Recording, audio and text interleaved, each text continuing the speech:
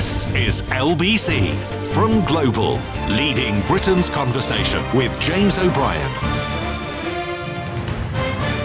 So, a headline I don't think I've seen before: mass IT outage across the world. Some people probably just easing into the morning may not have noticed yet. My wife got in touch to say that the local shop wasn't able to operate. The tills in Morrison's were doolally. I think today is one of those days where we can be a little bit demob happy. I'm not least because it's my last show for a couple of weeks, which means that some absolutely important international event will occur within the next 80 to 100, the next 100 hours. I suspect it will be the announcement that Joe Biden will not fight the next presidential election, that he will stand down and be replaced. I wouldn't be surprised if you're talking about that on Monday morning. And just you wait until you hear who's going to be sitting in this chair next week. I will be teasing you with that, by the way, all day. But I think, given that there is clearly something truly extraordinary happening under our noses in real time, and yet in this country at least, or in this building at least, there is what I would call, perhaps inappropriately, I would call a curiously British response. I nearly said a curiously British sang-froid, but given that sang-froid is I think it means cool blood. Given that that's a French phrase, obviously it's not a curiously British phenomenon, because the French are the only ones that have got a phrase to properly describe it. So I was wrong when I called it a peculiarly British response, but you know what I mean. It's like, we don't like to make a fuss, do we? I tell you what, old boy, we don't like to make a fuss. I think of the knights in Monty Python and the Holy Grail. It's just a flesh wound when he's had sort of half his leg chopped off. It's just a flesh wound. We're always a little bit, and I like it. I think it's a healthy psychological response sometimes, not to panic. Now we've got a Dad's Army reference. That's Monty Python, Dad's Army, and a little bit of French. Don't panic. Don't panic. And I'm not panicking, but I suspect we probably should be a bit. Think about that headline just for 1 minute. Mass IT. I know what you're thinking. You think it can't be that bad, James. I can still hear you. Mass IT outage across the world. The thing that caught my eye, right, some things just hit you differently from other things, don't they? A handwritten boarding pass at an Indian airport. So the plane is still going to fly, as far as I can tell. In some corners of the world, planes are not flying. The plane is going to fly, but the computers are not capable of processing the passengers. So they're handwriting boarding passes. That was just something that struck me. It's a little bit like, very, very briefly, what everybody thought was going to happen at the dawn of the millennium. Do you remember that? The millennium bug, which some people still don't understand the importance of. The millennium bug was a thing, and the dangers it would have posed to our society were massively mitigated and assuaged by extremely hard-working IT professionals in the run-up to the dawn of the millennium, so that when it actually dawned, none of the things that could have gone horribly wrong when clocks reset or internal software didn't know how to process the fact that all the zeros were returning to the space that had previously been full of other numbers. That's quite a technical explanation for you there. Apologies if I lost you. That it didn't all go nuts, but if it had all gone nuts, it would have looked a little bit like this. Mass IT outage across the world. So I have enormous faith in my listeners for reasons that become clear almost every day. I'm not going to lie. Some days I feel you really let me down. But mostly I have enormous faith in my listeners. Best demonstrated this week probably by the housing phone-in, would you believe? Not necessarily a obvious topic to create scintillating radio, but my goodness me, we had so many people listening who knew exactly what they were talking about that we were able to come to a much better understanding of what Keir Starmer, what the Labour Party's housing plans might look like, their plausibility, their fitness for purpose, than we ever could have done in speaking to a panel of sort of traditional experts. It was people who were, with their hands dirty, people in the middle of doing stuff that could tell us more in more comprehensible ways. So I'm going to do it today. I'm going to try and keep an eye on my texts, which we will use to just pinpoint things that are happening. My wife works for the largest private jet firm, James. All the planes have been grounded. Can you imagine how much money is being lost? I can't even begin to. My girlfriend just went to get a doctor's appointment, says Liam. They were writing the appointments in a book with a pen. what is this witchcraft of which you speak? Writing things in a book with a pen? I love the idea of somebody somewhere sitting there twirling their moustaches going, I love it. I love it when a plan comes together, because they have refused to move into the digital age. They're sitting at their desk now with their abacus and their quill like Bob Cratchit in the opening scenes of A Christmas Carol, laughing at the rest of us for being so completely reliant on technology. And that is where we're going to start. Airlines are affected. The media is affected. Sky News was just off air this morning. I came into work. We've got a bunch of screens in the newsroom, and Sky News was just a dead screen. There was literally nothing happening. And when they came back, they obviously didn't have the technology in the studio. They were apologising for a fuzzy picture and looking at their phones and pieces of paper. They obviously didn't have auto cue or computer usage. Everything here is fine. Do we know why is everything here fine? Do we know why everything here is fine? Well, I don't. So what I'm going to do is open up the phone lines and ask you, what exactly has happened?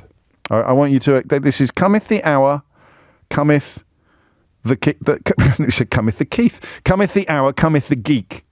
What exactly has happened? And I need your explanation to address directly the fact that my local Morrison's is up the spout, but so are airports in India. That's what I need you to I need to understand why Gales in Brentford is currently operating a cash-only policy, and airplanes in China are not taking off, or if they are, they're doing so with passengers who have handwritten boarding passes. That's what I need you to explain. And I think we might. Shall we adopt some of the mystery hour? I mean, there could be a Ray Liotta up for grabs today. I don't know who would get the bloke who pressed the button. The bloke who is currently sitting at work with his head in his hands thinking, I know what I'll do. I'll put James on. He always cheers me up. The single worst day. I like the joke about how's Liz Truss's first day working at Microsoft working out. Has anybody heard from Liz Truss this morning? In the heart of the IT universe. But that would be an all day long Ray Liotta, wouldn't it? Someone who was actually involved. Someone who could tell us from the room where it happened exactly what it is that's happened. There is somebody somewhere. Where would they be? Do we know where they would be? Would they be in Seattle, perhaps? Would they be in Silicon Valley? Could they be in London? They're going to be sitting there now going absolutely bonkers. Someone somewhere took the decision to action this process. And whether or not they could have known what was going to happen, whether or not they should have known what was going to happen, I don't know. You might. I want you to ring me. 0345 6060 973. And they slowly realised. I mean, what's the worst day you've ever had? I'm not doing this as a phone-in. I'm just thinking out loud. I've told you before, mine was probably when I had a front-page story running that was just absolute nonsense. I'd completely misunderstood something that a famous person had told me about their television programme, and it ran on the front page. I may have had a small sherry during the interview, which contributed, and my tape recorder broke, so it contributed to me. Well, it didn't break. That sounds like it was an act of God. It just ran out of power because I hadn't got any new batteries in my briefcase. So I did it all from memory, got it completely wrong. They stuck it on the front page, and about midnight, the BBC press officer on the phone to the news desk saying, "What is this story about? It's complete gibberish. Isn't it? This just isn't true at all." Something about the BBC axing the Fast Show when Paul Whitehouse had just said to me, I don't understand why it's on BBC Two and not BBC. I mean, I hadn't just got the wrong end of the stick. I'd reinvented the stick with two wrong ends. There was no right end of the stick that I managed somehow to transport onto the front. And that was an awful day. But you know, it was just one print run. They press abort, and by the time the second edition comes out, there's a completely different story on the front page of the newspaper. That's not appalling, is it? But it's pretty scary. Somebody somewhere has had the mother of all bad days. Somebody somewhere has got a dinner party anecdote for the ages.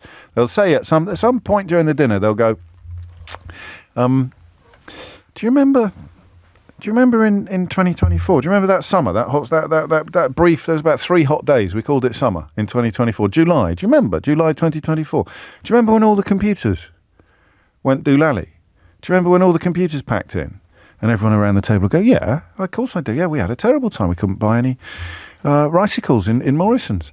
And then somebody somewhere will be able to spend the rest of their life sitting back at that point at the table and going, yeah, that was me. That was me, that was.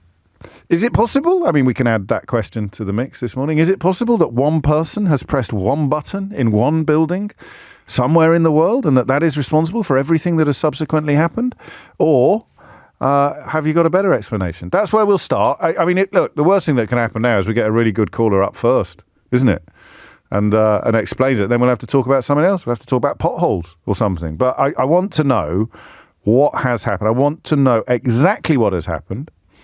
I want to know how plausible it is that one person has pressed one key on one computer, in one office, in one building, in one city, in one country, in this world, and everything that has followed on from that has its seeds, has its origins in that single moment with that single person. I don't know why I find that fascinating, but I do. And coming up to 10:15. And then I do want to know what's going on where you are. So whether or not it is the fact that Morrison's is currently unable to process your transactions, or whether it is the fact that there are planes unable to take off, or broadcasters unable to broadcast. Everywhere you turn, extraordinary scenes. I'm looking again at Indian airports in a state of complete disarray. Why have some sectors, some buildings, some organisations been much more badly affected than others? I think I know the answer to that one. It depends on whether or not you use this particular software. But as Stephen says, Stephen gets it. Whoever pressed that button, James, I would love to be at their next one-to-one meeting with their manager. It's time for your annual appraisal. Just come in and sit down. Now, where to begin? It's 10:15. The number you need is 0345 6060 973. James O'Brien on LBC.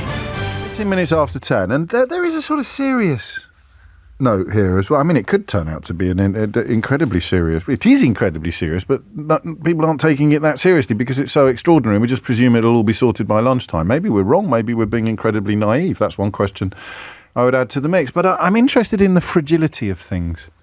Sounds like a poem, that, doesn't it? I'm interested in the fragility of things. I'm very much of the generation that somehow almost thinks of technology in a magical sense.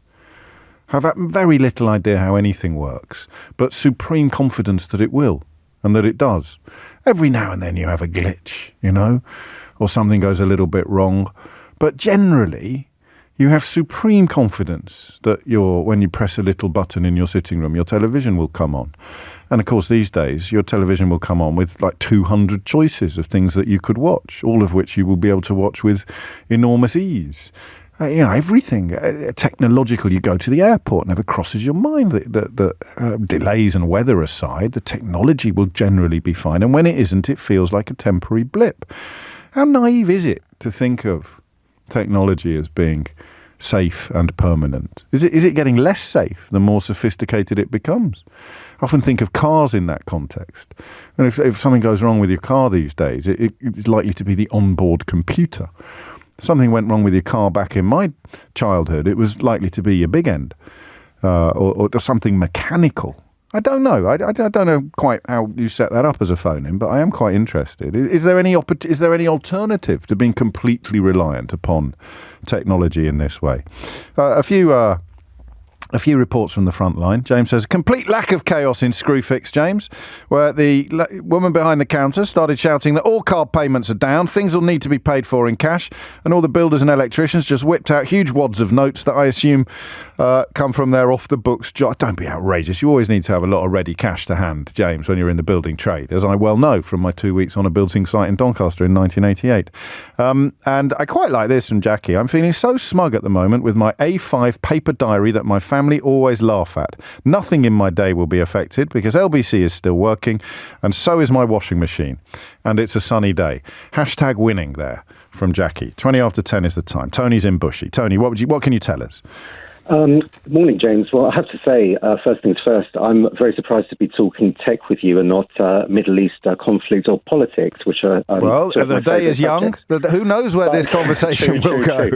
So I've been CTO, Chief Tech Officer of several companies, and I think I've got quite a good insight into this and why it's happening. In a nutshell, Microsoft Windows is the most popular operating system worldwide, and it's been around for decades now.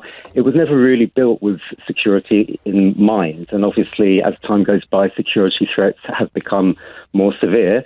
And there's a whole kind of industry of third parties who have software now to make your Microsoft Windows more secure. From hackers and viruses and the like. Correct. Hackers, viruses, ransomware, you name it, right?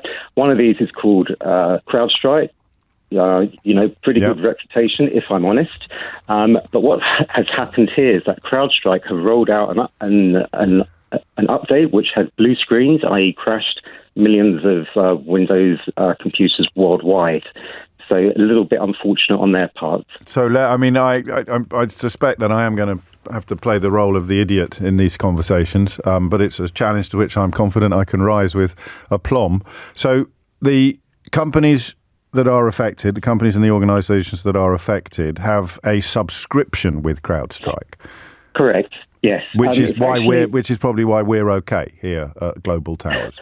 Look, I don't want to say anything about your security posture. That's something that we can take offline.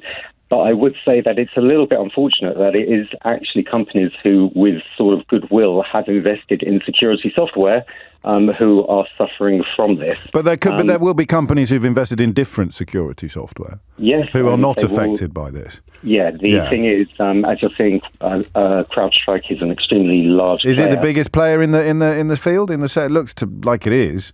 NHS is broken now, I'm reading. Top three. Top three, okay. Top three, yeah. And that is something that you have, and I'm, as you've probably gathered, I'm not pretending to be an idiot or to be completely ignorant in this field. What was the thing I used to have? McAfee. Yep. So is this is like McAfee Turbo? Similar kind of thing, just a little bit more 2024 and a little bit less 1994. There is, by the way, I should say for anyone who is affected by this, there is a fix. Already? Yep. You can go online and you can Google it. So if you have like an Android phone or whatever, or an iOS phone, then that's absolutely fine. It's not affected.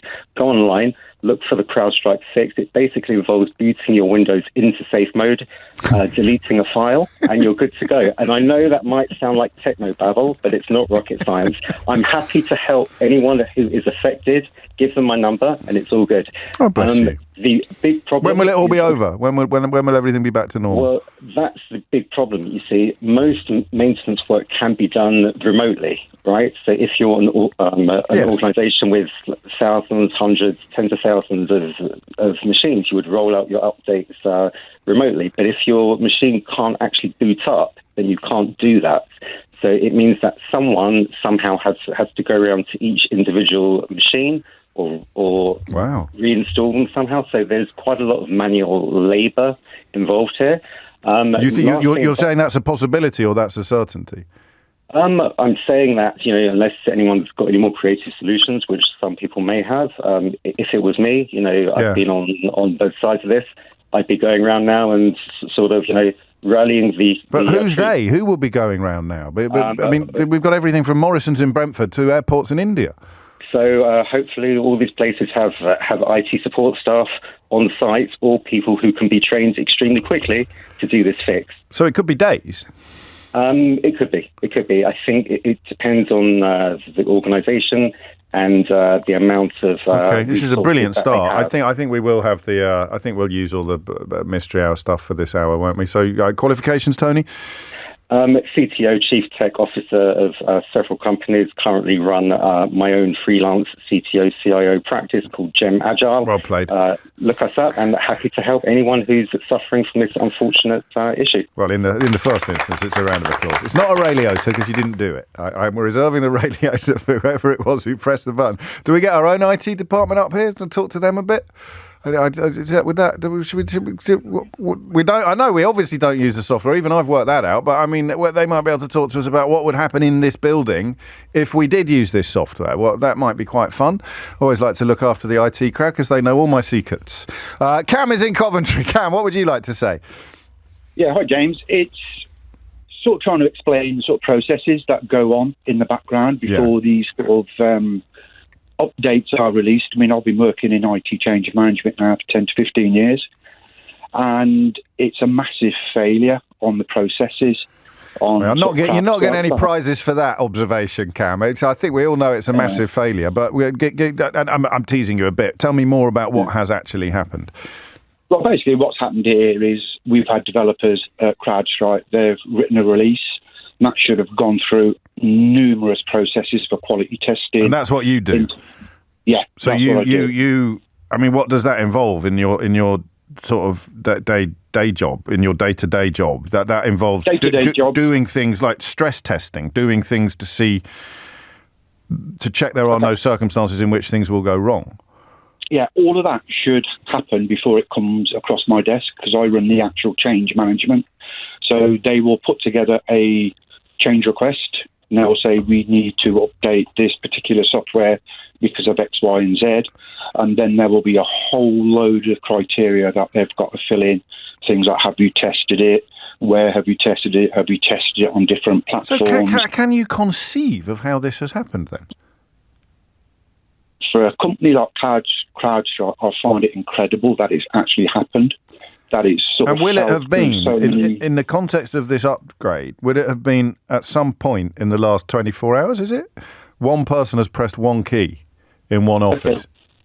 Yeah, I mean, ultimately, that person who pressed the sort of release or go. Oh, boy. Yeah, is.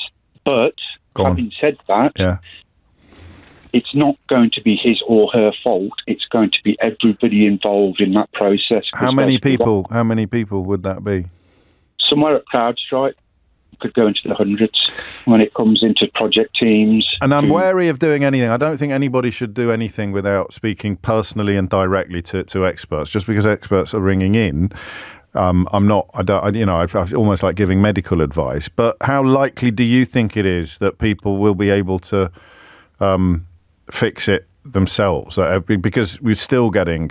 I mean, because people are sending me messages saying what you need to do is this. They've released the fix, but if it was that straightforward, then everything will be back to normal by lunchtime. And my sense is that it won't be. Yeah, I mean, I understand that it's causing what they call a blue screen of death, which basically kills your machine. So if you've not got access to your machine, you're going to need specialist IT techies to turn up and do it, you see.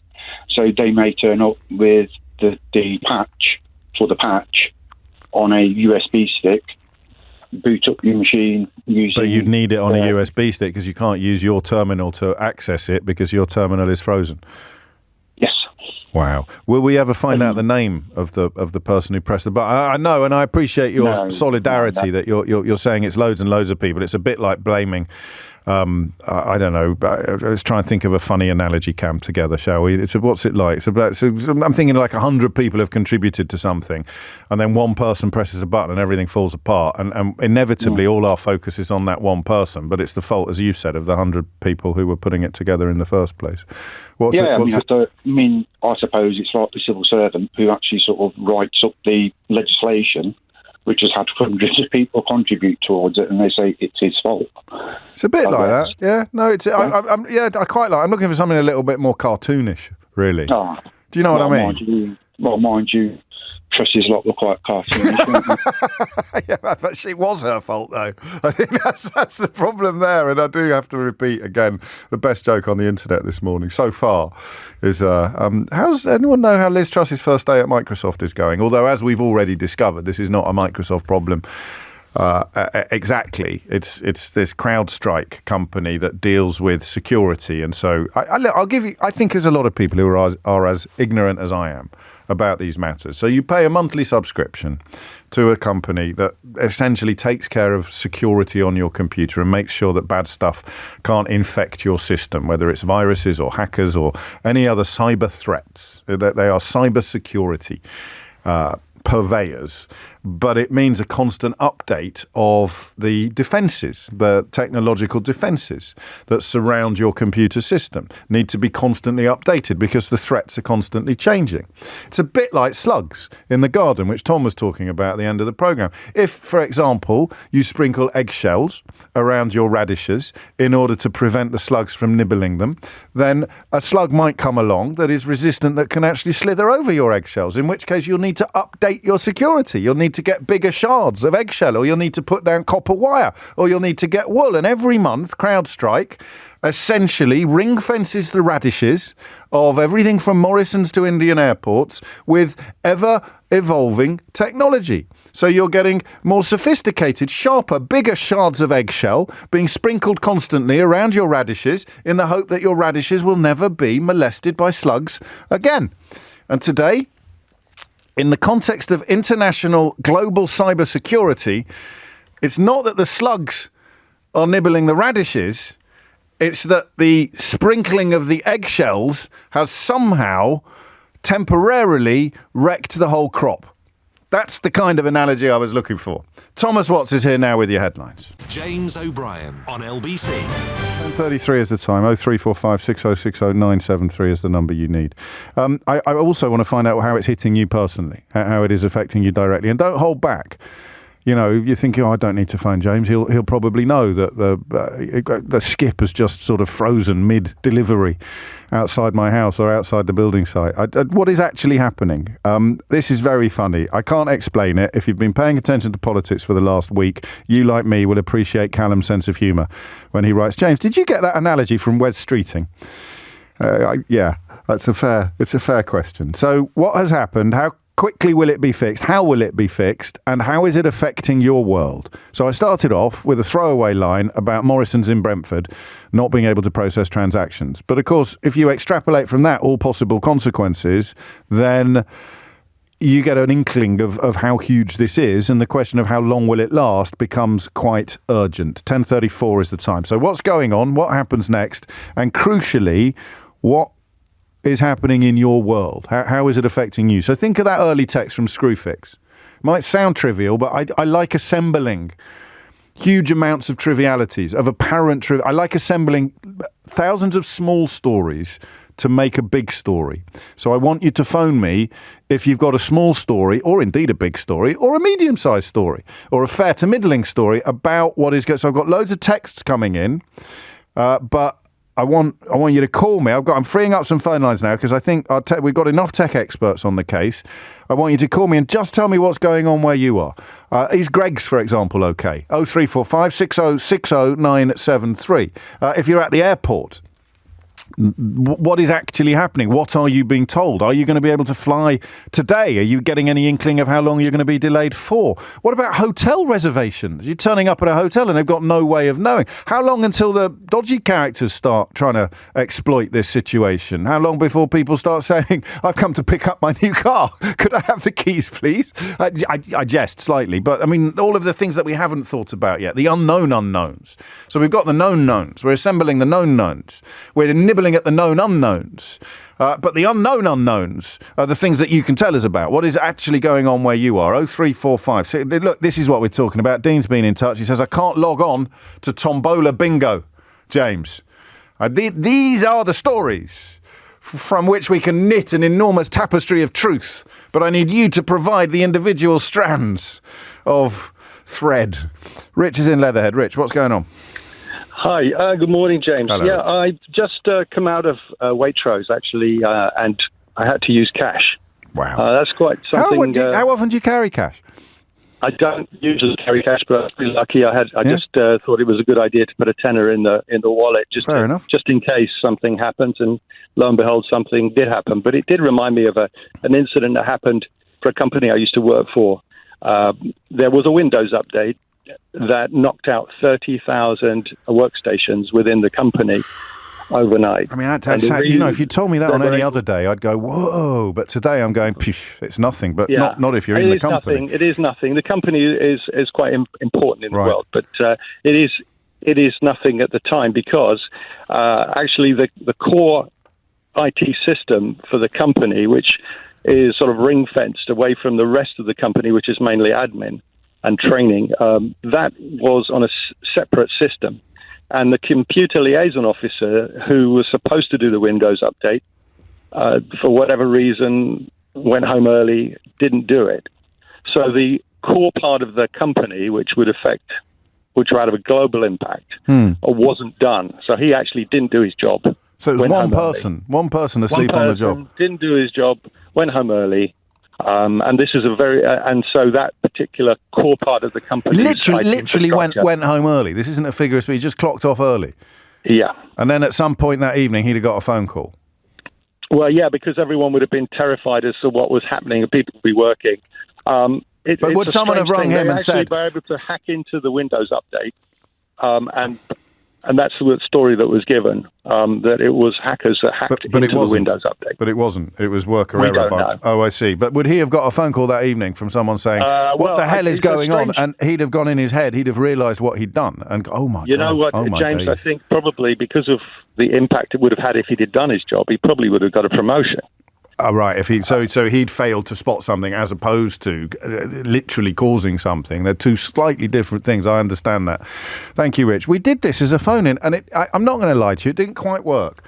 But the reason it didn't quite work at the time, and you won't have noticed, but I would have known in this studio here, because you didn't quite understand what I was trying to convey. I like the way I'm trying to make it sound like your fault, when clearly the failure was in my ability to convey to you what I was trying to convey. But do you remember about 6 months ago, I told you that Mrs. O'Brien, it might be slightly longer, about 6 months ago, Mrs. O'Brien had dropped me off in Hammersmith. And like a genius, I'd left my wallet at home and I'd left my phone, not in Hammersmith, in Ealing.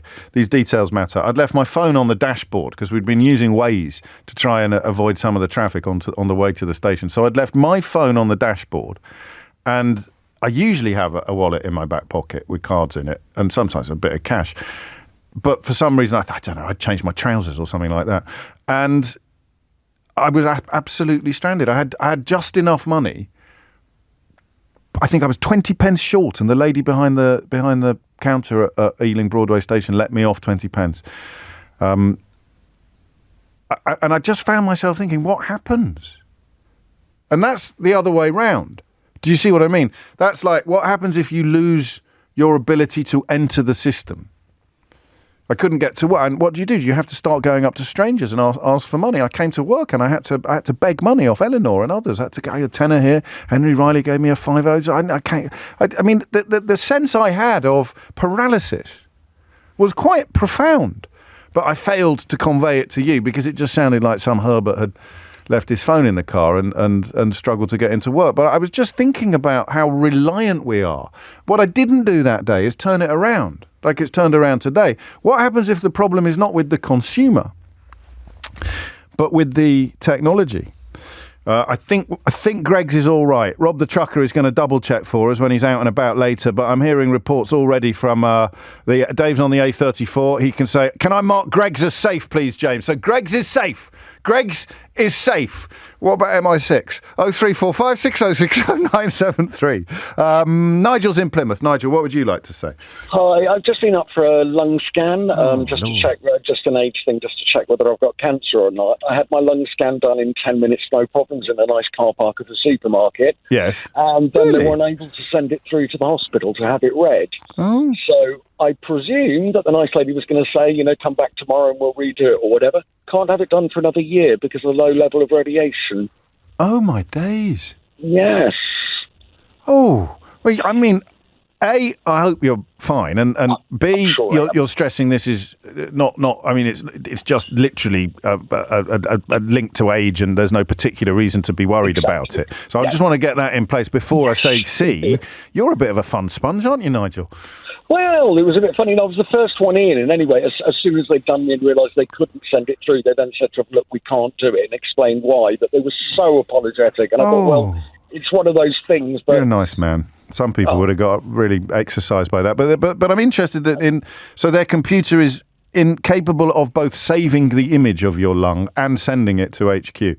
Correct. Apparently, as the machine does it, it is sent straight through to the hospital where they interpret it and store it. So they have no storage of the information, apparently, at the mobile unit that they do the scans. Oh, dear, yeah.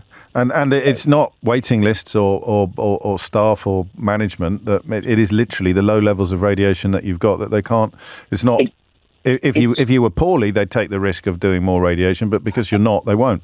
Exactly. As a routine, they wouldn't do it. She said if anything happened, obviously they would take me in and do another CT scan without any problem. But as I'm fit and healthy, otherwise, I don't think that will happen. So I'll wait another year. Well, fingers crossed. But as you say, I've been being very sanguine about it all. Sanguine, there you go. That's the English equivalent of sanctifier. Thank you, Nigel. That is precisely what I was talking about. There is Nigel, producing a lovely strand of silk from which we knit together an enormous tapestry of truth. So you hadn't thought about stuff like that. Ian makes a very valid point, picking up on something that Rich in Leatherhead said a few moments ago. Taking it all a bit too far there, James. Your caller said he bought something in Waitrose for under a tenner. Yeah, right. That's fake news all day long. You have a valid point. It's Tam, I beg your pardon, not Ian. I misread that, but not because of any technological breakdown, just because of the state of my eyes. Emad's in Ealing. Emad or Emad? What would you like to say? Hello there. Hi, James. Hello. Emad or Emad, doesn't really matter. What do you prefer? Of course it matters. You can call me Emad. Emad, what would you like to say? Right. Just wanted to say I'm actually a pharmacist practicing in one of the GP surgeries in West London. Okay. And I literally walked into work today. I was actually underway when I realized there's an outage because a lot of my other colleagues were talking about it. Yeah. So we walked in and literally our systems are completely down. The only thing that we can access is a business continuity mode where we can just see the patients booked in with their details and nothing else. So what we had to do today was we had to triage all of our patients, bring in the ones that are absolutely urgent and the ones that are not urgent, we had to call them up, cancel the appointments.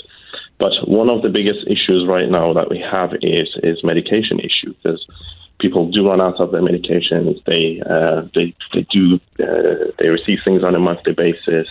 So what we do is we can't even write prescriptions. We can't issue prescriptions. So what we had to do then, we had to ask community pharmacists to step in. So we are asking them to provide emergency supplies based on the information that they hold on their system. But I also understand their system is down, so it has made it very difficult for them as well. So there's no plan B, is there? Really? I mean, there's half a plan B, but in the medical world, what we do is we try to draw in our professional judgment and clinical judgment to the best we can. If there's any piece of information apart from the IT information that the patient can provide to us or to the community pharmacy, we'll try to, in the best interest of the patient, we'll try to help them. But essentially, it's a huge work right now, and there's a huge shift from GP pharmacy, GP surgeries to community pharmacies right now as we speak. So I really wanted to commend them for their outstanding performance and invaluable support during this time. That's very thoughtful of you. Thank you. I just to clarify a couple of things. So all the records are on computers. Yeah. And the computers are inaccessible. You can't get to the computers. Like I said, we have two platforms these are two main platforms which GP surgeries rely on. One is EMIS and the other one is System 1. The one that I personally work with is EMIS and is completely down. The only way to get into the system is the business continuity mode. If you were to think of Windows, you have the actual version and you have the one that is much toned down version. Oh, okay. Okay. And you can still, not everyone will be able to do that. If you've got the blue screen of death, I don't think you can even do that, can you? No, you can on this one, but you literally can only look at patient's name and that's it. And you can't contact anyone else. There's no online capability. You're just literally looking at your register almost. Yes, that's it. Yeah. I'm going to ask you this question because you're clearly a very responsible and public-spirited person. What's the worst case scenario of what you're telling me? The worst case scenario is I'm thinking of A&Es and hospitals. I'm not sure if they're affected. And if they are in a much worse place than we are because they literally deal with the most urgent and emergency cases. We'll hear from them, I'm sure. But in your world, it's all under control, really. It's suboptimal, yes. But there's not a scenario you can think of that would be particularly catastrophic. No, we haven't had any cases of that kind yet, and hopefully we won't have it. But essentially, like I said, we had to shift a lot of work to community pharmacy this morning. Okay. So I really feel it for them this morning. Yes, well, it's very nice of you, and it speaks volumes that you're thinking about others at a time like this when you've got your own work cut out clearly for the rest of the day. 10:47 is the time. So if you're just joining us, we're oscillating between impact and explanation. So Ahmad there giving us impact. Earlier callers, remember you can always rewind Global Radio on the app. Earlier callers giving us explanation of what has happened. Still not entirely clear on what the end game will look like, but there is very bright light at the end of the tunnel. It's just a question of whether or not you will need personnel to arrive at your place of work. And that is now everything from airports in India right through to supermarkets in West London. Whether you will need someone to come in and your own IT department, CrowdStrike are saying the issue has been identified, the issue has been isolated, the fix has been deployed. So it's all a little bit like a sort of film, isn't it, today? I come on air and say, global IT outage. And now, 45 minutes later, I'm saying, issue identified, isolated, and fix deployed. But there's still a lot of unknowables. There's still a lot of unknowns. And, of course, the knowable unknowns, well, that's where we come in. James O'Brien on LBC. It is 10 to 11, and you are listening to James O'Brien on LBC, where the question of what on earth happened is close to being answered. The question of what happens next and how long will it take is very much in need of addressing. And the question of how is it impacting you, how is it affecting you, is one which I think we'll continue asking until the fix is complete. If you've got no idea what we're talking about, there's been while you were making a cup of tea, or while you were sleeping, there's been a global internet outage. Oh yeah. Aircraft's not taking off in India. Supermarkets up and down the country not able to operate. And sometimes you get the messages that say things like, well, I don't know what all the fuss is about. I've just been to Lidl.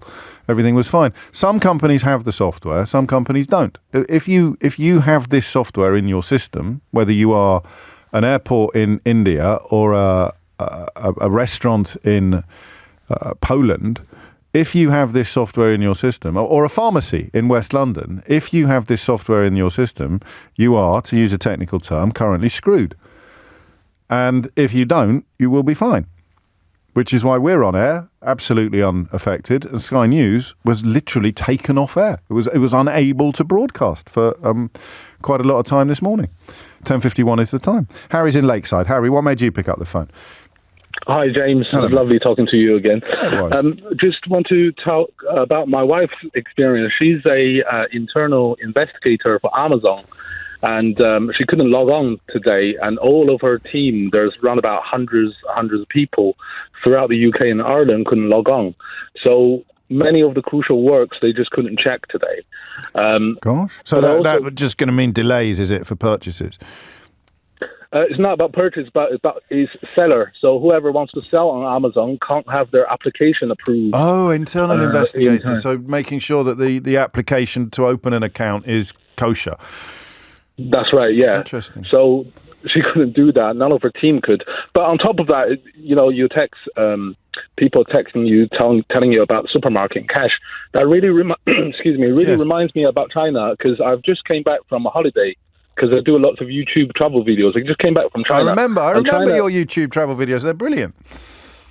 Thank you, James. Thank you. You're very welcome. Thank you. So in China, it's probably the first cashless country in the world. Everything in China uses either Alipay or WeChat Pay, which is a phone application to make payments. In addition, you can also now scan your face to make payments. Wow. So you can do that here, but you do it on your phone to activate the payment, don't you? You mean in China you can just look at the camera? Yeah, so It scans you. So your face is linked to your passport and your bank cards. So you don't need phone payments anymore. Just scan your face and that's it. So I mean, that's kind of scary, and yet at the same time it feels kind of inevitable, doesn't it? It is. And I just think if something like that went wrong in China, it's not just about supermarkets, it's the whole country. So in fact, when I was talking and trying to convey this sort of sense of this profundity I felt when I had no money and no cards on me, in China I'd have been absolutely fine.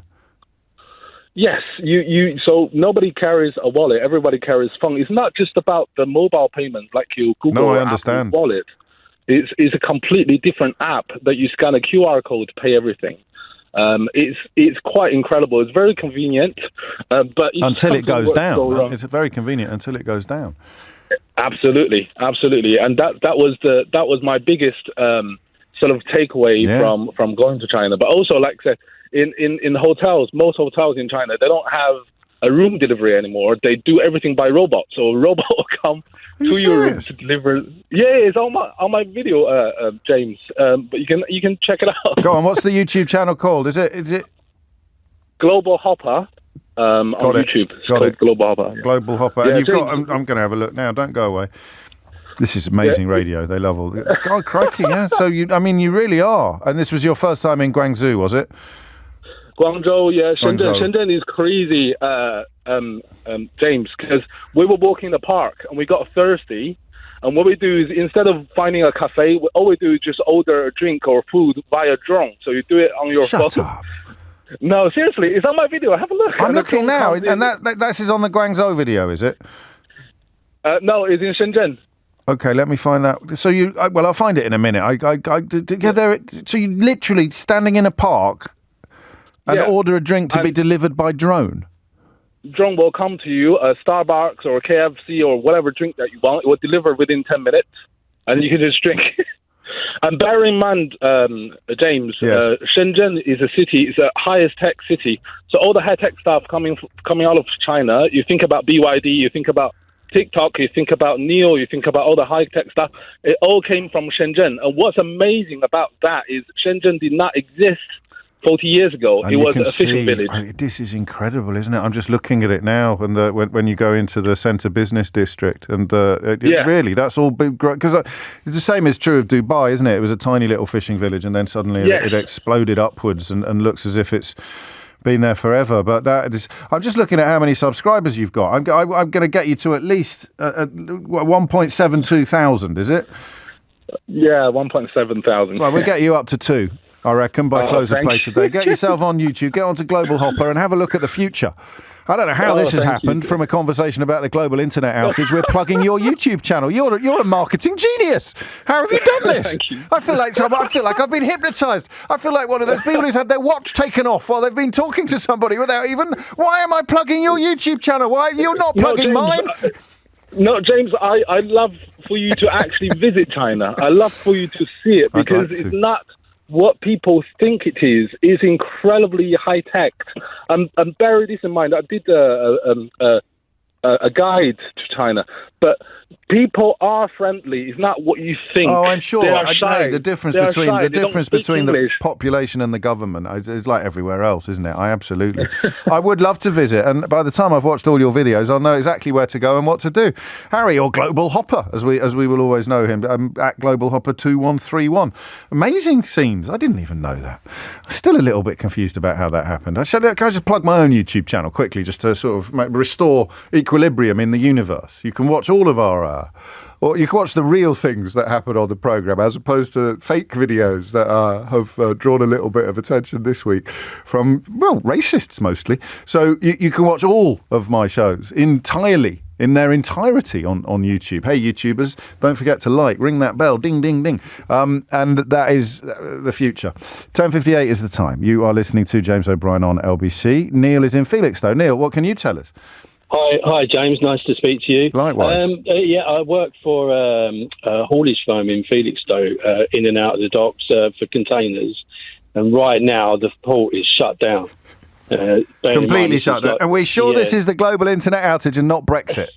It is, It is because they all run on like VBS numbers that print out, that gives you your bay location, what crane to go to, get your box in and out of ports, and obviously that's loading up the ships as well. So the ships can't leave. The ships can't leave. No. The lorries can't dock. Get in or out. Can't get in or out, and the queue just grows. And it is, it's a lorry park at the minute. So, and it's going to get bigger and bigger. I mean, there's going to be lorries arriving now while you're speaking, and they're going to be at the back of the queue. I'm watching lorries just going round and round the inside of a roundabout and out again, because there's just nowhere to go. And the queue, what are you going to do? I believe now, is just backing up A14. Because it's you got to come right in to the end of the A14 to get into Felixstowe, and it's I suppose that if there's anything, the Daily Mail are going to struggle to blame this on Keir Starmer, aren't they? Given that it's happening absolutely everywhere in the world. But what are you personally going to do? What are you going to do? I've just got to sit tight. That's all I can do. I'm not getting an early Friday at this point. Right. Thankfully the aircon works well. That's nice. Are you all right for sandwiches? You got a bit of scram? I'm all right for sandwiches. What if you need a wee? What will you do if you need a... Don't be too graphic. It's just a family programme. But are you near the facilities? There is a pub opposite me. Right. I could, shimmy over there. That's all right. Well, I tell you what, give it a shout. Give it a shout. And then if you're really desperate, you can tell them you've just given them a free advert on the most listened to talk show in the whole of commercial radio. Yeah. It's the Dooley pub. There we go. Look at that. The Dooley pub. The Dooley pub, just outside Felixstowe, or just inside Felixstowe. Just inside, Stay safe, Neil. Nice to speak to you, James. Always. Take care. And you. It's 11 o'clock. James O'Brien on LBC. 3 minutes after 11 is the time, and you are listening to James O'Brien on LBC, where I suppose there were some fears that the electoral wipeout suffered by the Conservative Party might deprive the right-wing newspapers of half-wits to ring up in search of a quote whenever something that they neither understand nor care about appears in the news. Happily, there's one called Greg Smith, me neither, who's told the Daily Mail that the Just Stop Oil protesters jailed yesterday are apologists who need to think about the lives harmed and actual losses caused as a result of these actions and get on the side of the British public, not Tarquin and Delilah at Just Stop Oil.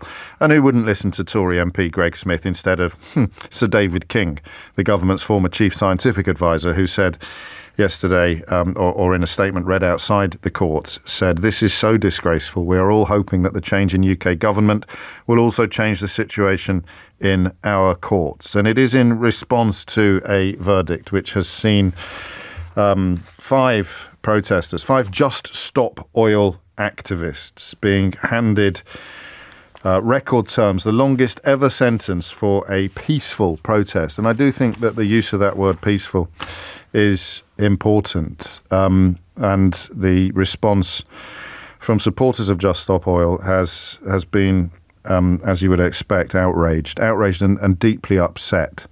So the protests in the evidence, so they've been found guilty of conspiring to cause a public nuisance.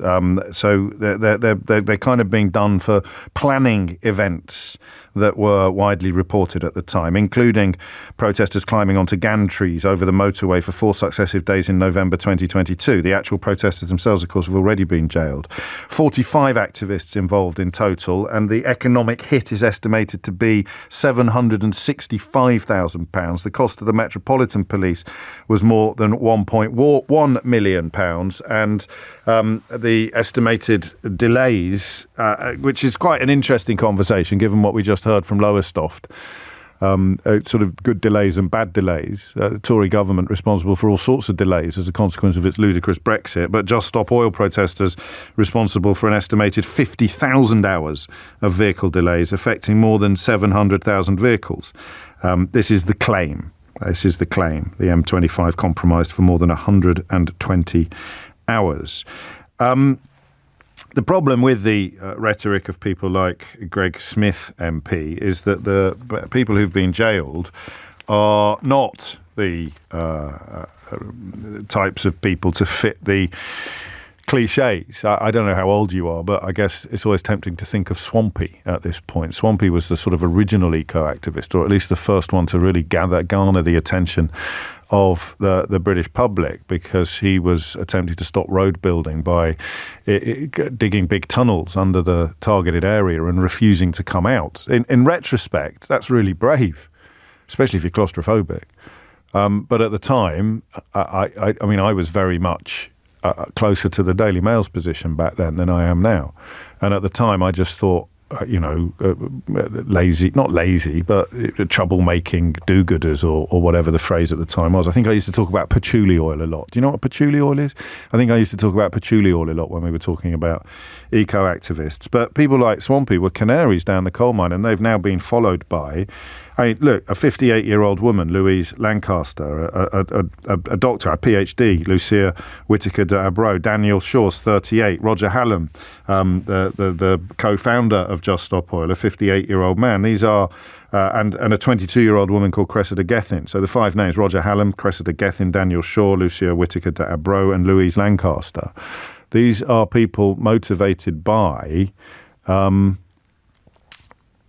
a profound concern, an irresistible concern, an unignorable concern about climate change. But, and it's 5 years for Roger Hallam, 4 years for the rest of them. Of course, they'll be out in much less than that. Possibly, if the prisons crisis isn't solved, or at least ameliorated sometime soon, they'll be out after serving about 40% of their sentence.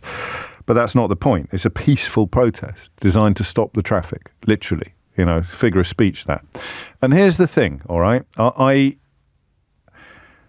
am persuaded, and it shouldn't sound surprising to anybody, but there are still a lot of idiots out there, of course. I am persuaded that the climate change crisis is existential, absolutely extraordinary. And I'm also very conscious of the curious human reaction, which I touched upon at the beginning of the last hour. We hear about this international IT outage, not an internet outage. God, I can't imagine anyone would have called it that. The international IT outage, I called it that. And that was a mistake, because, of course, you now use the internet to send the fix to everybody who needs to sort their IT out. So it's an international IT outage. I'm conscious of 3 things. I'm conscious of intellectually appreciating the scale of the emergency, but emotionally not doing enough. I'm emotionally not doing enough. This isn't about me, by the way. I'm just getting my ducks in a row before I give you the question that I want you to answer. I'm conscious of the fact that we in the media, whether we are broadly sympathetic to Just Stop Oil's cause or not, and if you're not, you really need to give your head a wobble. You don't need to approve of the tactics. We're getting to that. But you really, really, really need to understand the cause, unless, of course, you've been on your Uncle Keith's Facebook page and you're convinced not only that aeroplanes are seeding the planet with secret chemicals, but also that there's no such thing as climate change, and the World Economic Forum is trying to imprison us all in cells made of spam. I get that. So I'm sympathetic to their cause. And I understand the failure to garner the sort of attention that they feel they need. And it is that failure, in which we're all complicit, that prompts the behaviours for which they have now been sentenced. It is the failure of peaceful protest that does not disrupt that propels them into places of disruption. So stuff I find ridiculous, just for the record, is lobbing orange powder on a snooker table at the Crucible in Sheffield. I know it gets coverage, but it will get less coverage. Attacking Stonehenge, I found that ridiculous at 10 o'clock in the morning. By 11 o'clock, I'd kind of come round a bit because of that dichotomy, because of that tension between action and attention. If you really want to draw attention to your cause, you've got to do something that is attention grabbing. And standing outside the Department of Environment, Farming and Rural Affairs for the rest of your life with a placard, or going even on hunger strike outside the Department of Environment and Rural Affairs, is not going to work. It is not going to get me or other LBC presenters to talk properly about your cause if you do all of the things that you're allowed to do. So instead, you do the things that you're not allowed to do. And that includes disrupting traffic. That is what they're going to jail for a total of just shy of 21 years in total. As I say, they won't serve that. But humanity is it's quite easy to argue humanity is currently doomed. And these people disrupted traffic. And they're going to jail for 21 years. So I want you to come at it from that tension there. You know it is easy, and there may well be examples of this happening, but generally speaking, it's a rhetorical device deployed by the intellectually lazy and the morally bankrupt. So you say something like, well, what about all the ambulances that couldn't get through? And then you never mention things like that on days like the coronation when the entire capital city is brought to a complete standstill, or the late Queen's funeral, where the roads near me were absolutely shut, completely shut, so that the cortege could make its way to Windsor. So, there is some validity in it, but it is deeply disingenuous to pretend that you're not comfortable with shutting down huge swathes of the nation's infrastructure for things like, crownings of kings. You need to do something significant to draw the attention that the emergency demands. But there's still a sense, isn't there, among people who... I tell you what I think this story will have done.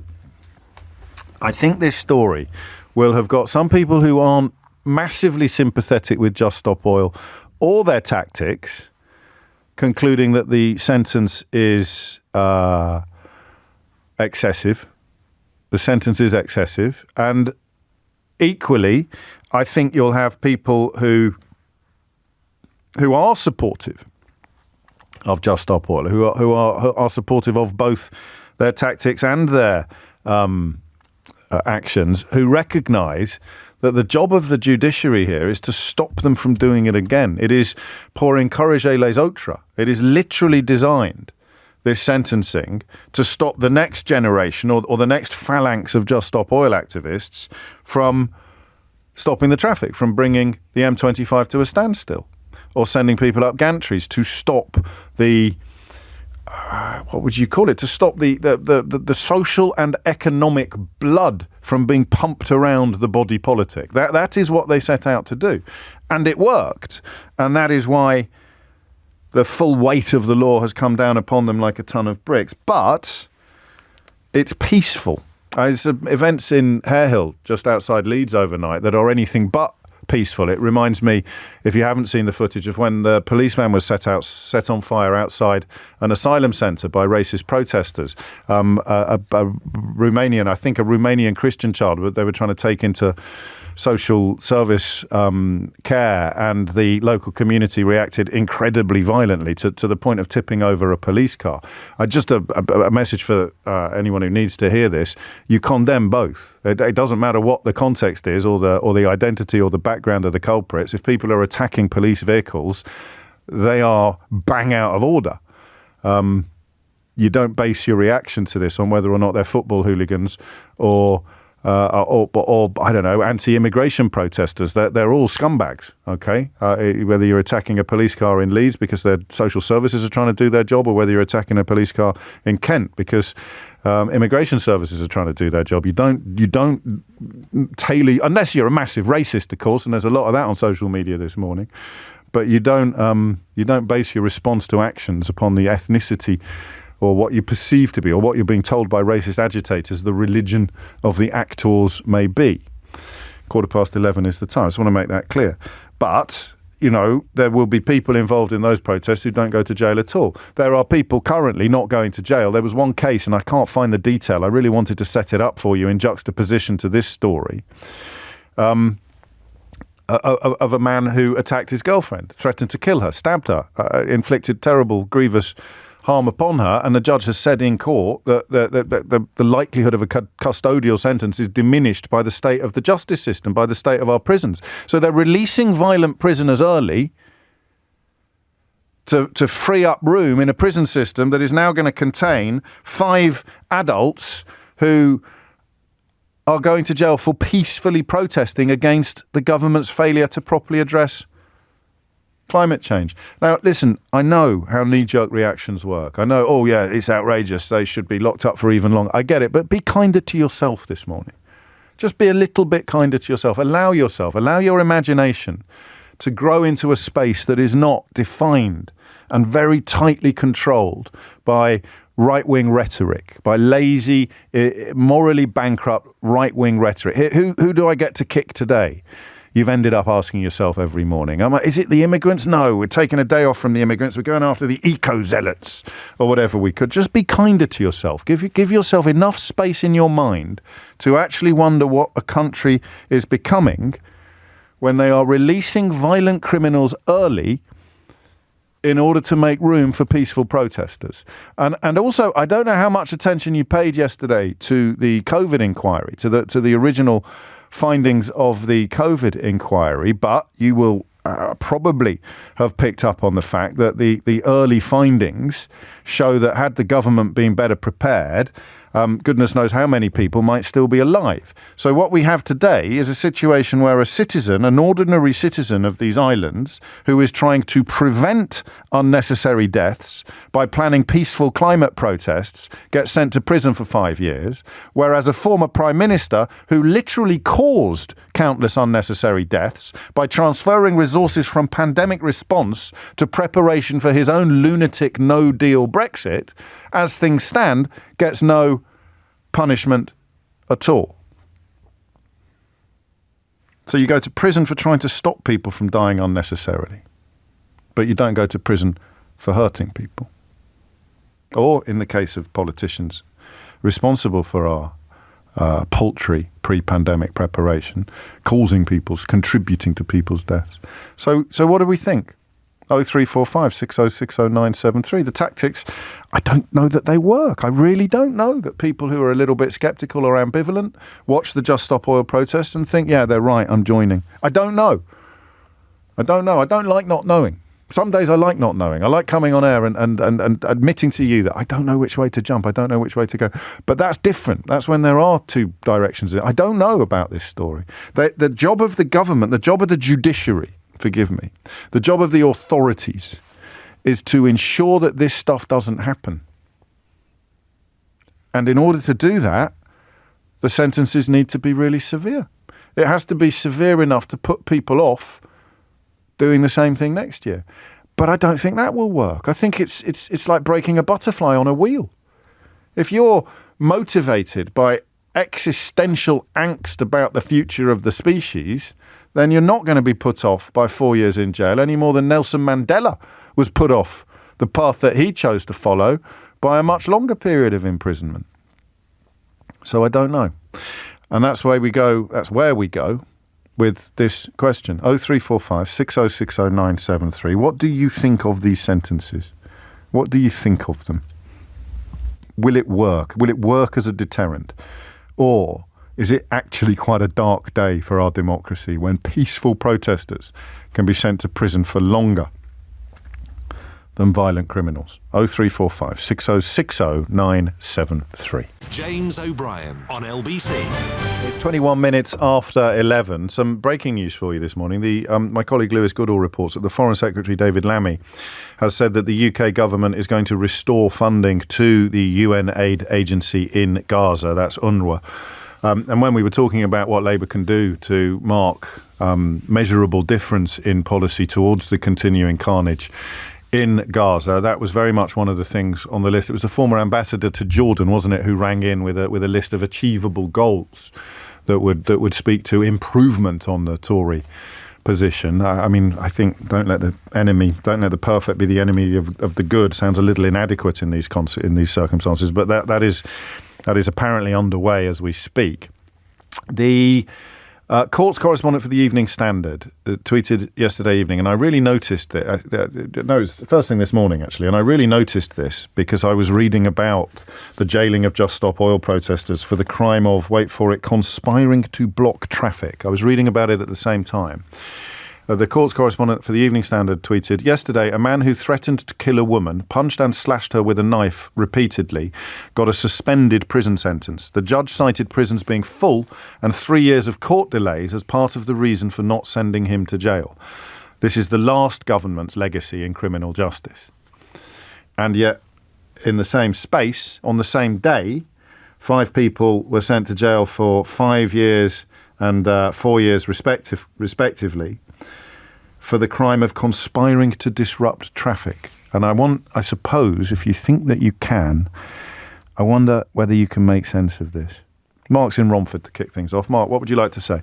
Good morning. Hello. I agree with everything you said. I think it's appalling that these people have been sent to prison. Just to qualify, it is obviously appalling, but if you move the prioritisation of prevention front and centre, the key role of the authorities here, up to and including the judiciary, is to stop it from happening again, then at least a slim slither of sense perhaps moves into the space, Mark. I don't know, maybe. Well, the point is, people who are really, really believe in the cause and are really committed to it, there's nothing you can do to them to stop them. They will still carry on. If somebody is truly committed, I mean, history proves that. Look at the suffragettes, look at millions of other causes over the years. If a group of people are truly committed to a cause, they will carry on.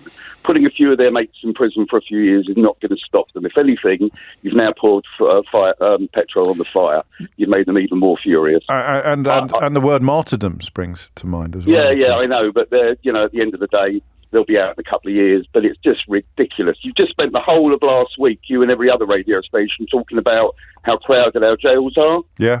And then, 2-3 days later, we're sticking 5 people in prison for this. We must be bonkers. Well, is that a valid compact? We've got no space in jail. No, I know. I've made that point. I'm just wondering if is it a valid response to No, it's not. This is just balmy. At the end of the day, I was saying to your colleague, the researcher, whoever answered the call, whatever. Producer. Once upon a time, 2-3 years ago, I can't remember, they jumped on all the tube trains at Canning Town and that.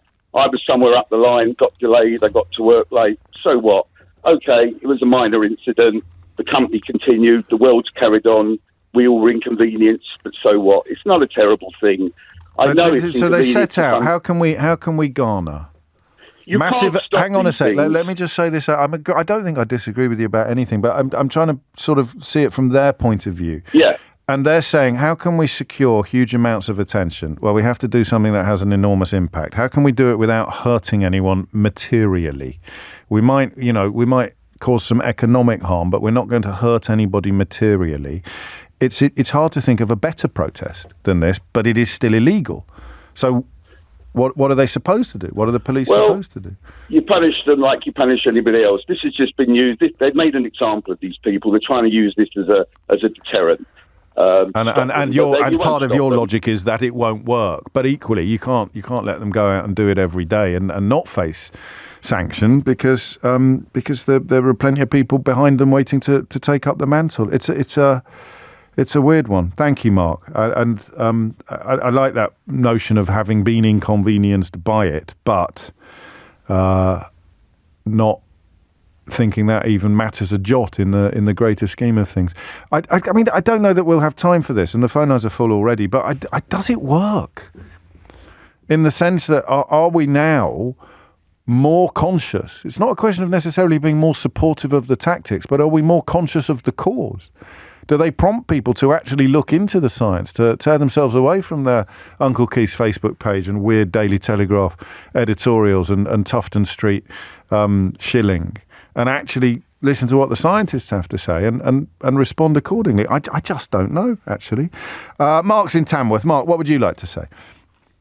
Good morning, James. I just wanted to bring up the absurdity in parity of offending between what's happened to the protesters and their sentence and what happens to somebody who will knowingly, through an action, i.e. committing a road traffic offence on a motorway. The reason I know this is I was a motorway bobby for years. I remember, we've spoken about this before. Yeah.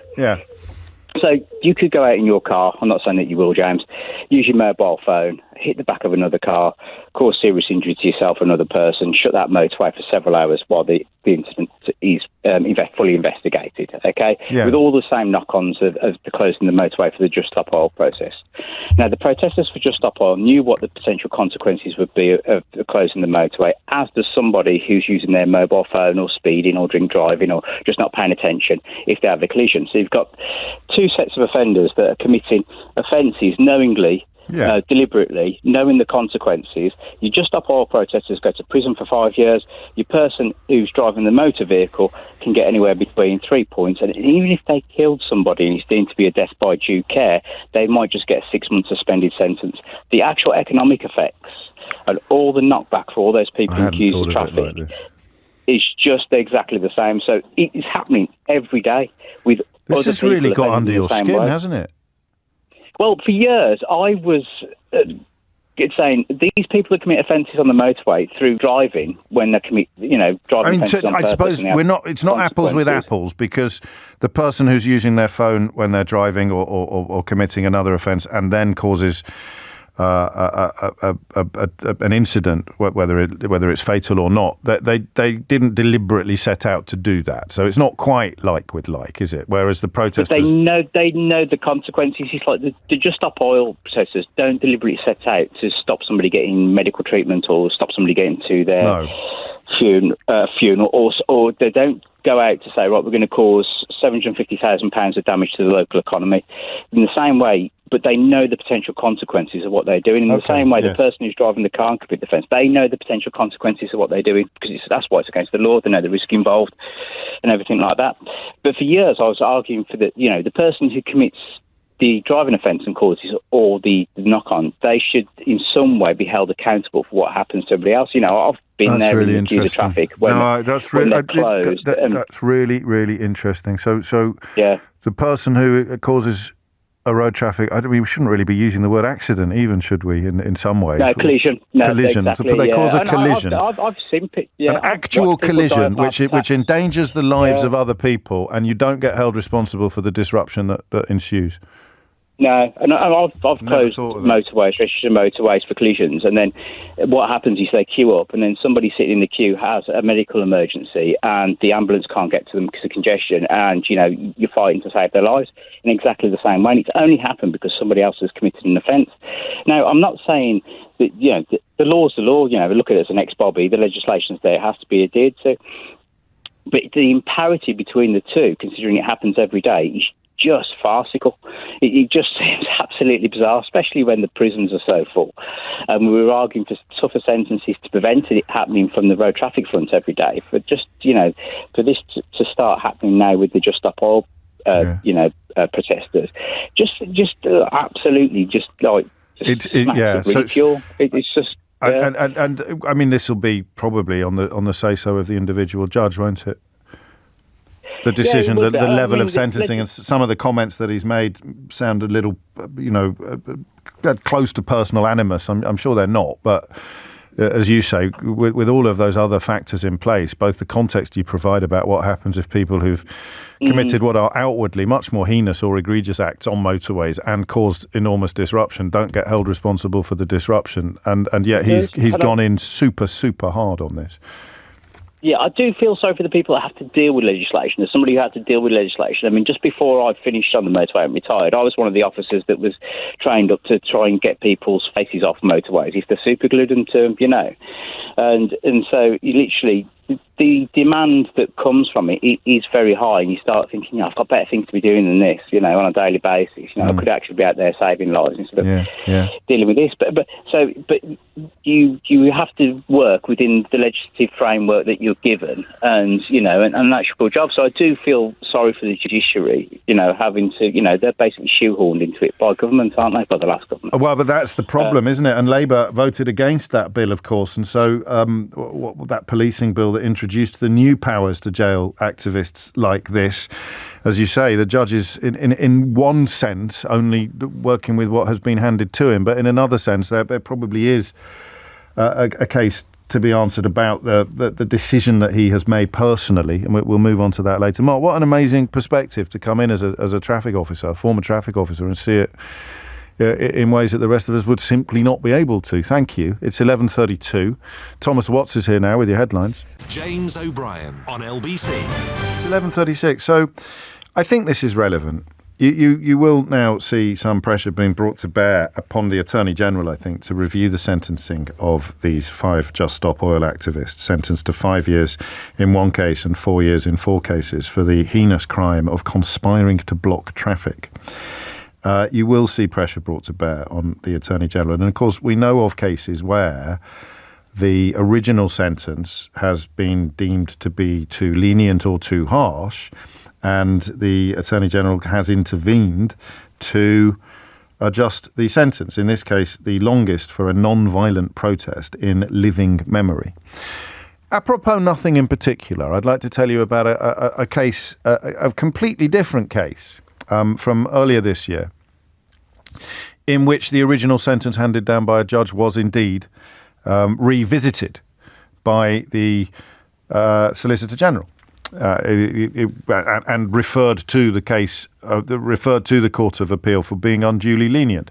It was a case involving a police officer who was handed a suspended sentence. There may be a little bit of a trigger warning here. These involve crimes of a sexual nature. A police officer was handed a suspended sentence for sexual contact with a drunk woman in his patrol car. And the judge at the hearing, it was a particularly unpleasant case involving an officer who later died, and shortly before he died, recorded an interview in which he identified the colleague who he had been with when they both had sexual contact with a drunk woman in their patrol car, having stopped to offer her a lift home in Chesterfield years previously, in October of 2015. And during the original suspended sentencing, so the decision not to send this police officer, Matthew Longmate, to jail, the judge in that case said that although his actions amounted to a very grave betrayal of trust and had left the woman humiliated, but he said he did not want to send him to jail in order to, and I quote, bring this sad and sorry tale to its end with a final act of mercy. So a police officer who took advantage of a drunk woman in a police car while on duty was spared jail because the judge in that case did not want, and I quote, to bring this sad and sorry tale to its end, or rather he did want to bring this sad and sorry tale to its end with a final act of mercy. So no jail for Matthew Longmate. When it went back to the appeal court, the description of the Court of Appeal's decision hinged upon claims that the former officer's abuse of his position for sexual gain was sickening. And they decided at the Court of Appeal to jail him for 11 months, saying his extended sentence sends a clear message that there are serious consequences for those who carry out misconduct in a public office. So the judge originally decided not to jail a man, a police officer, for sexual contact with a drunk woman in his patrol car. The case was referred to the Court of Appeal by the Solicitor General, and the original sentence was quashed in April of this year. And Matthew Longmate was jailed. He's since been dismissed, as you would hope, by Derbyshire Police, but he has since been jailed. And following the Court of Appeal's decision to jail him, the Solicitor General at the time, Robert Court, KC, said, his abusive position for sexual gain was sickening. His extended sentence sends a clear message that there are serious consequences for those who carry out misconduct in public office. Now, why am I telling you about this? Producer's looking at me as if I've taken leave of my senses. Same judge. Same judge. Police officer pulls up alongside a visibly drunk woman in Chesterfield, offers her a lift home, and has sexual contact with her. I'm not going to jail him as a final act of mercy to bring this sad and sorry tale to its end with a final act of mercy. 5 people plan protests, peaceful protests designed to stop traffic on the M25. 5 years, 4 years, 4 years, 4 years, 4 years. Same judge. Just putting it out there. Koye is in Liverpool. Koye, what would you like to say? Hi, James.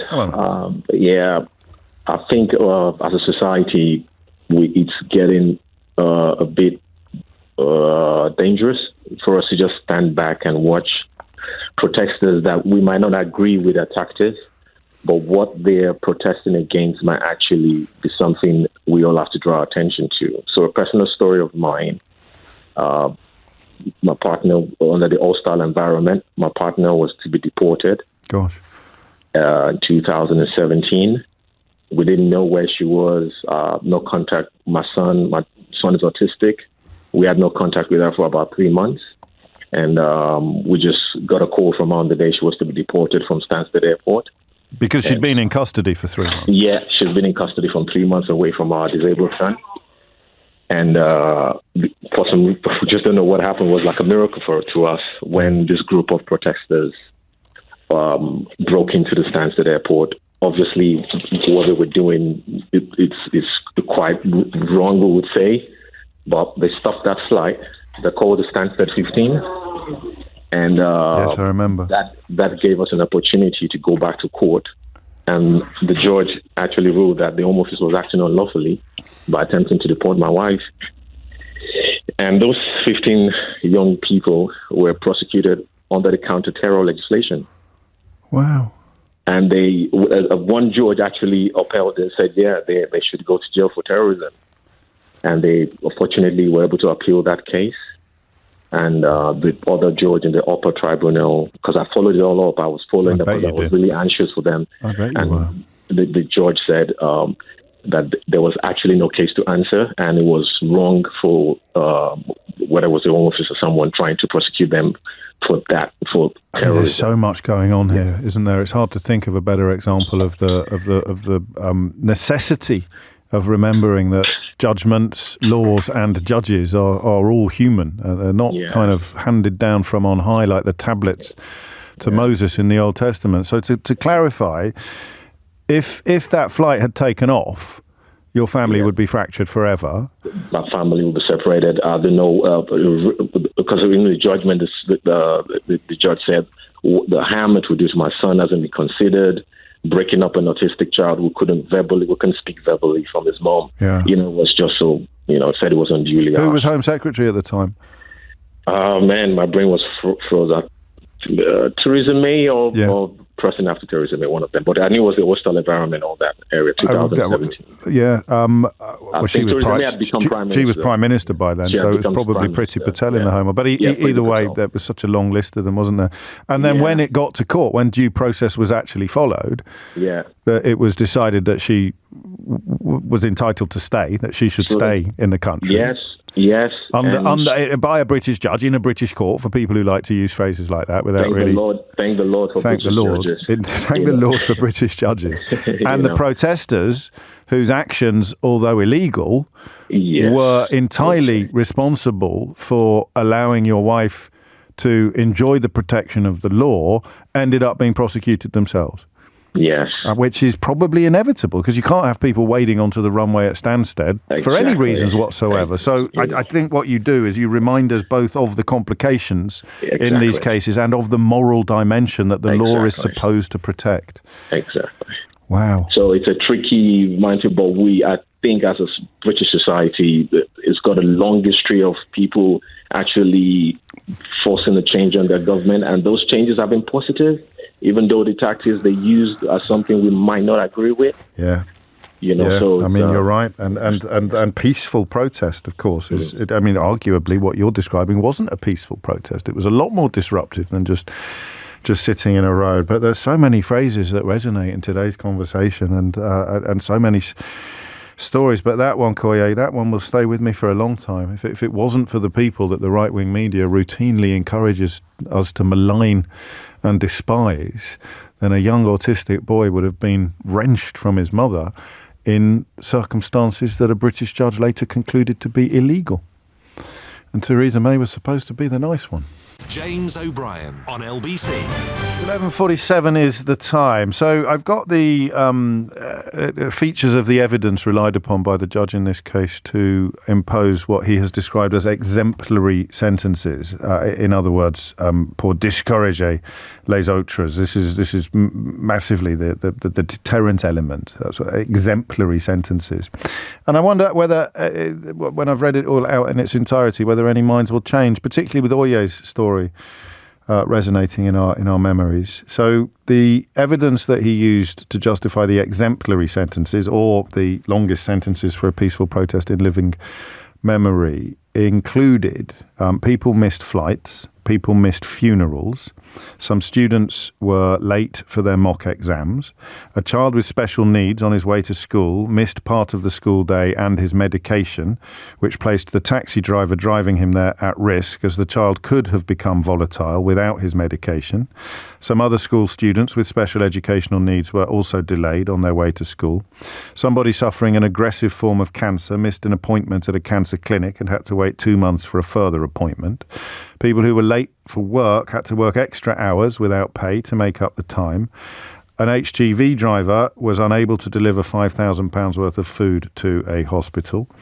And then the judge adds, perhaps ironically, given the causes you espouse, an individual invited to answer questions at the House of Lords before the all-party parliamentary group for water was unable to attend the meeting and incurred wasted expenses. So those are the examples given in defence of or support of the decision to jail 5 people for 5 years in one case and 4 in 4 cases. And I think it's important to get that in front of you as well as we continue the conversation about what is and what is not appropriate. But the comparisons, whether it's from a former motorway traffic officer or whether it's from someone whose wife was nearly deported, or whether it's the case of the police officer that the same judge elected not to jail, but the appeal court later decided should be banged up immediately. It's surprisingly nuanced, isn't it? James is in Exeter. James, what would you like to say? Oh, hi, James. Good morning. Yeah, I was imprisoned in 2021 for a year for peaceful protest. And at the time, the judge was clear that he was wanting to make an example of me. So, in other words, creating a deterrent. Yes. So my 1 year in Wandsworth was followed then by Marcus and Morgan, receiving 2 years, 7 months and 3 months respectively. So now we're looking at 4 and 5 year sentences for for Roger and the others who were imprisoned yesterday.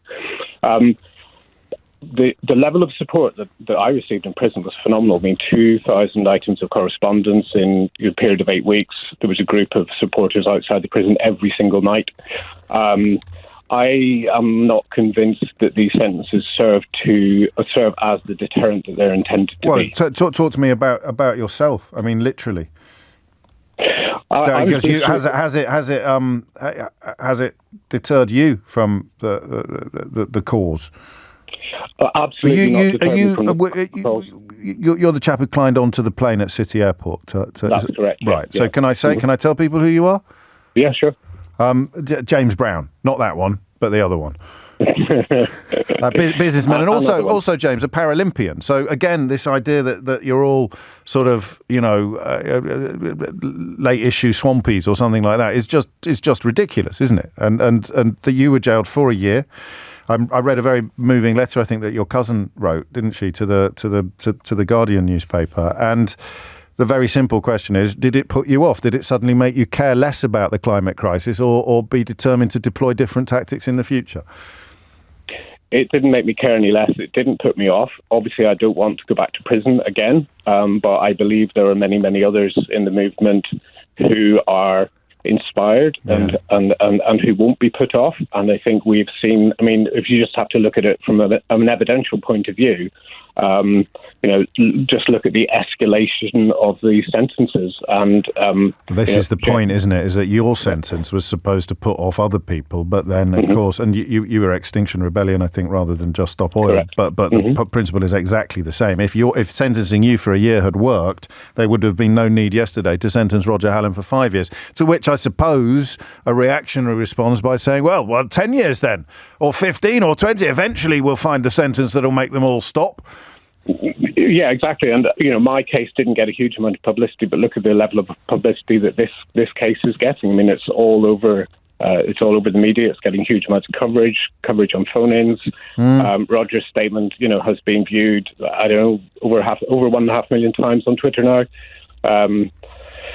So yeah, it's an awful position that we are in as humanity, and there are so many people who care deeply, and the vast majority of people who wrote to me in prison were just expressing their absolute grief and terror and fear for their children and their grandchildren, and that's where the motivation comes from. And the feeling that nothing else we've tried works, therefore we will try this. And I mean, if this doesn't work, then you'll have to find something else to do. How did you feel when the judge described you as cynically using your disability to draw attention? That was an interesting phrase. I hope you don't mind me asking, James. I'm just reading. Judge Gregory Perrin said Brown from Exeter, who has been registered blind since birth, cynically used his disability and put his own life at risk when he staged his protest at London City Airport. That, to me, and correct me if I'm wrong, that speaks of a complete disconnect, because you would use anything to draw attention to this cause because you consider this cause to be so urgent, right? And that's the point that the judiciary misses when it comes up against people like you and indeed like Roger Hallam and his colleagues. Yeah, I mean, I don't really know what to feel about what he said about cynically using my disability. I'm not even sure I know what he meant. But no, I mean, I'm not sure I do either. Well, I suppose it meant perhaps the authorities could have been more robust with you if you weren't blind. I don't know. I don't think so. I think I was treated the same as anybody would have been. Strange. One thing you did say is that you don't want to be jailed again. So people listening to this might be thinking, oh, well, it worked then. Well, I mean, there are plenty of people in this movement. There are plenty of concerned citizens around the world who are taking action. There's only so much one individual can do, and being prepared to give up one's liberty for the sake of the biggest crisis that humanity has ever faced. I think that's a sentiment that very many people share. Can't get past that. The biggest crisis that humanity has ever faced. James, thank you. I'm very, very helpful. As I said before, James came on, the number of perspectives that we've managed to explore on this programme has been absolutely breathtaking. And then up pops James, who was one of the first people, I think, possibly the first person to be jailed for peaceful protest for climate activism. 1 year, 2021. Massive deterrent, because yesterday they sent someone down for 5 years. Simply for conspiring to block traffic.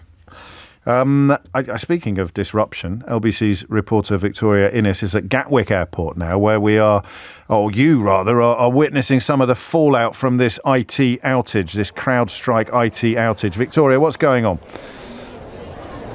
Hi, James. Yes, there are huge amounts of people here at Gatwick Airport. I've been here now for a couple of hours, and they just keep getting bigger, growing, snaking all the way around the airport. Everywhere I look, there are queues of people sitting on the floor with their bags, looking understandably frustrated. I mean, pretty much every airline I can see queues at British Airways, TUI, Vueling Airline have just announced via a woman with a megaphone that any flights due to take off before 10 a.m, those people should just go home and contact Vueling when they get there. Some people, when that announcement was made, they shouted, they were visibly annoyed. One woman told me she's due to fly to a wedding today. She'd been at the airport since 5 a.m. She was getting upset, as you can imagine. She said she's had no information until now, and now she's just been told to go home. And a lot of people, just trying to speak to anyone from these airlines, a lot of them having no success. Some airlines, one of them telling people to fill in a manual boarding pass with their flight information and then go to him to be checked off a list. But, as more and more people are arriving for those flights, the queues are just getting longer and longer. You can see some staff are getting frustrated because, they don't have the information to give people. People are getting frustrated because they have no information. Bottles of water being handed out to people. Tannoy announcements just saying that, the airlines are working as quickly as they can to fix the problem. But it's really just, increasingly frustrated people here at Gatwick. And are any planes taking off? It seems that there are planes taking off. It seems that those people who have baggage to check in, those people who haven't been able to check in at home, they are experiencing most of the delays. But as I say, Vueling has decided that any of those flights due to take off pre-10 a.m. are just not going anywhere, and all of those people should just go home. So, look, while there are flights taking off, it is increasingly frustration, chaos, I would say, here at the moment. And just no sign of anything getting any better at the moment. Victoria Innes live at Gatwick, where the situation is clearly absurd. The fallout from the CrowdStrike IT outage, and of course it won't just be that airport, it will be loads of them, and ports, as we heard earlier. The Lowestoft has been hit. I know that Dover has been hit. Gatwick, as we've just heard, has been hit. Govia Thameslink, which runs the Southern Thameslink, Gatwick Express services through Kent and Surrey, have had issues as well. But it is international. These outages, these IT outages, are affecting airlines, media, banks, all around the world. The problem has been identified. The fix exists. I think Felixstowe, Neil's been in touch, say Felixstowe port is now open again. So the question becomes, as Phil points out, goodness knows how long the people responsible for this outage are going to be jailed for. I mean, they may not have planned it, but my goodness me, they've caused a hell of a lot more disruption, haven't they, than the 5 Just Stop Oil protesters who've just received 21 years in prison centres between them. So you have to presume that the big directors of these tech companies are going to be going down for decades. That was irony, or possibly sarcasm. I think that's it, actually. I've got to squeeze in Lavinia because she's been waiting so long, but you have to do it in a minute, Lavinia. What did you want to say? Hi, James. Hello. Good morning to you. James, a slightly different angle, really. I just sit here thinking, gosh, the PR and the marketing teams that, represent the oil and gas industry must be laughing on the other side of their faces this morning, because all our focus is on the protest. Oh, hang on a minute. What if I told you, as a bit of a pet subject of mine, a bit of a hobby horse of mine, what if I told you that one of the secretly funded think tanks that is known to have taken money at some point from fossil fuel companies was actually responsible for helping to draft the legislation that is contained within this policing bill? Well, there you go. Hang on, you're supposed to go, no way, that didn't happen, did it? Yes, well, nothing surprises me anymore. Well, that surprised me, and I thought I was unsurprisable. I think it was Policy Exchange, and Rishi Sunak let it slip during a speech there shortly before he ceased to be Prime Minister. But yeah, I mean, the idea that we're talking more about the 5 protesters than we are about the impacts of the fossil fuels is just a sign of the times, a mark of the zeitgeist, and I don't know how to fix it. James O'Brien on LBC. It is 3 minutes after 12, and it is across the Atlantic again for us. And the tone has changed. I think we felt it changing, didn't we, last time we talked about it? The sense that Joe Biden's position had become unsustainable. It was probably unsustainable after that debate, when it didn't really matter what Donald Trump did. I think you could tell. I should have spotted this at the time. I'm sure other people did. But for Donald Trump to be in a debate and not be the main talking point after the debate is a sign of something extraordinary having happened. Because Donald Trump, like the pigeon that pushes all the pieces over on the chessboard and then struts around the place pooing and claiming that he's won, you were going to be talking about the pigeon. No one's going to remember who they were playing against. But for Joe Biden to be the main talking point after that presidential election, I would have expected the countless lies that Donald Trump told. 22, I think, was the measure. I haven't seen the fact check on the speech he gave to his convention yesterday. It should have clocked at the time, shouldn't we? That if we're talking about Joe Biden, that is absolutely huge, because the media still hasn't learned how not to talk so much about Donald Trump, or at least how to talk about him in a more accurate and helpful way. So we talked about it twice. We did it immediately after the debate, and then I think we did it about a week later. And certainly by the second conversation, the sense that it was becoming inevitable or feeling inevitable was irresistible. And I think, and I only really bet the house on my Brexit predictions, and those are over now forever. I'm going to have to find a new area of I nearly said necromancy. That's definitely not what I mean. I've got to find a new area of prediction. I think he'll be gone. I mean, just judging by the tone of the reporting, you don't get British journalists, the US editors of British newspapers writing about senior Democrats believing Biden could pull out as soon as tomorrow, as soon as Saturday morning. The New York Times has reported that he is becoming more receptive to pleas for him to stand aside. Crucially, I think Barack Obama is widely reported now as expressing serious concerns. He did so yesterday.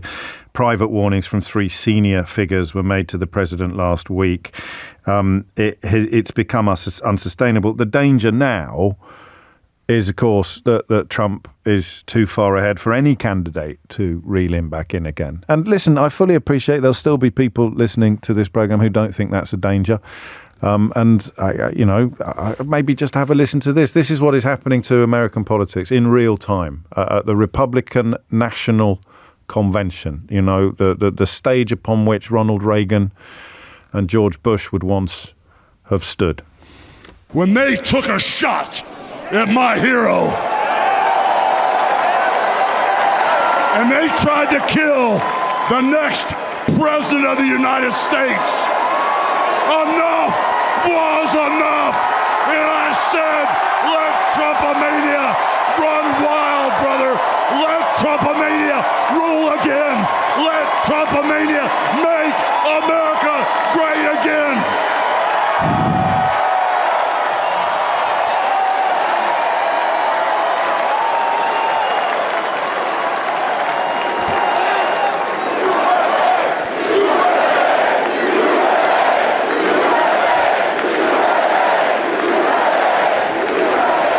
That's the wrestler Hulk Hogan, who was fired, wasn't he, in 2015 after tape emerged of him repeatedly using the N-word while complaining about his daughter's sexual relationship with a black man. So, I mean, he'd fit right in with Donald Trump's inner circle. But that is, I mean, the point at which you wonder what else there is to say may have been passed some time ago. I don't have that luxury. You don't have to say anything. I do this for a living.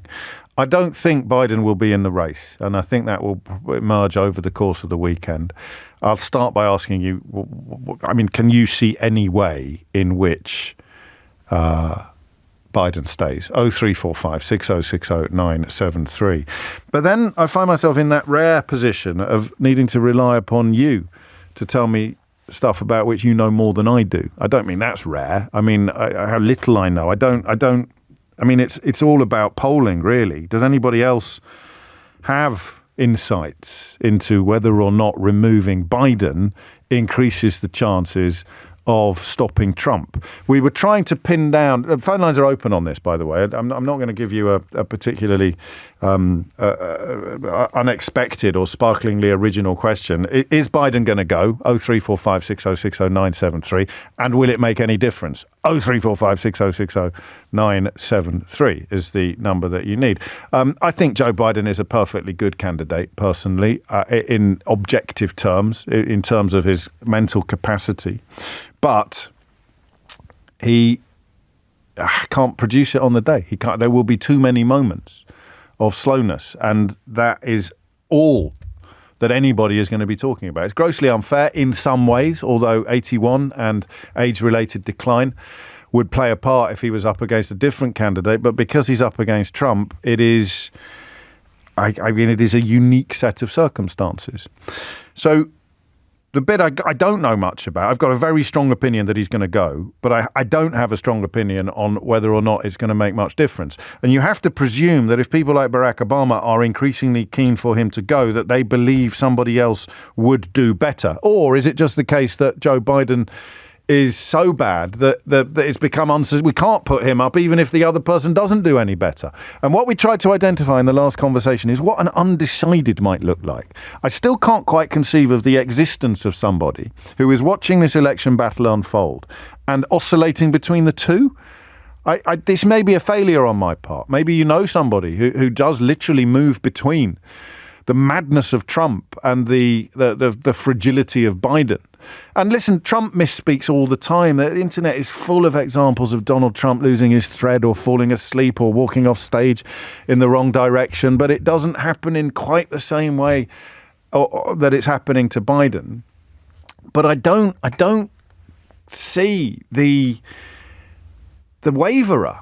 So that opens the question of what difference a change of candidate makes. I think that they would be betting the house on the existence of people who couldn't vote for Donald Trump in a million years, but who watch the public fragility of Joe Biden and find themselves thinking, well, I can't vote for that either. And perhaps they don't feel the threat that Trump poses to democratic norms. They haven't spent the last 4 years swatting up on what happened on January the 6th or how excited the Kremlin is at the appointment of J.D. Vance as his vice presidential running mate. Just normal people with normal lives who couldn't vote for Trump. But you know what? Look how doddery Joe Biden is. I can't vote for him either. So that, it seems to me, that's the Obi-Wan Kenobi for American democracy. That is the last hope.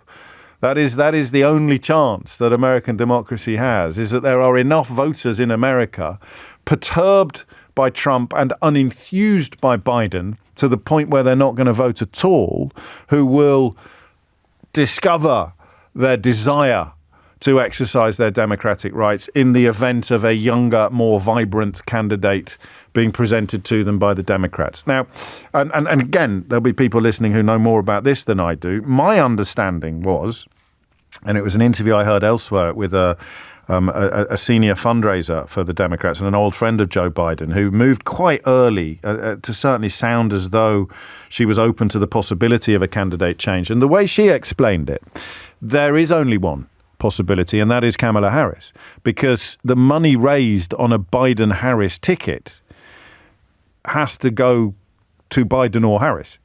You couldn't have a ticket on which neither of them appeared without entering into very complicated contractual and financial situations. I think she was asked, why can't you just give it back and then they can donate it again?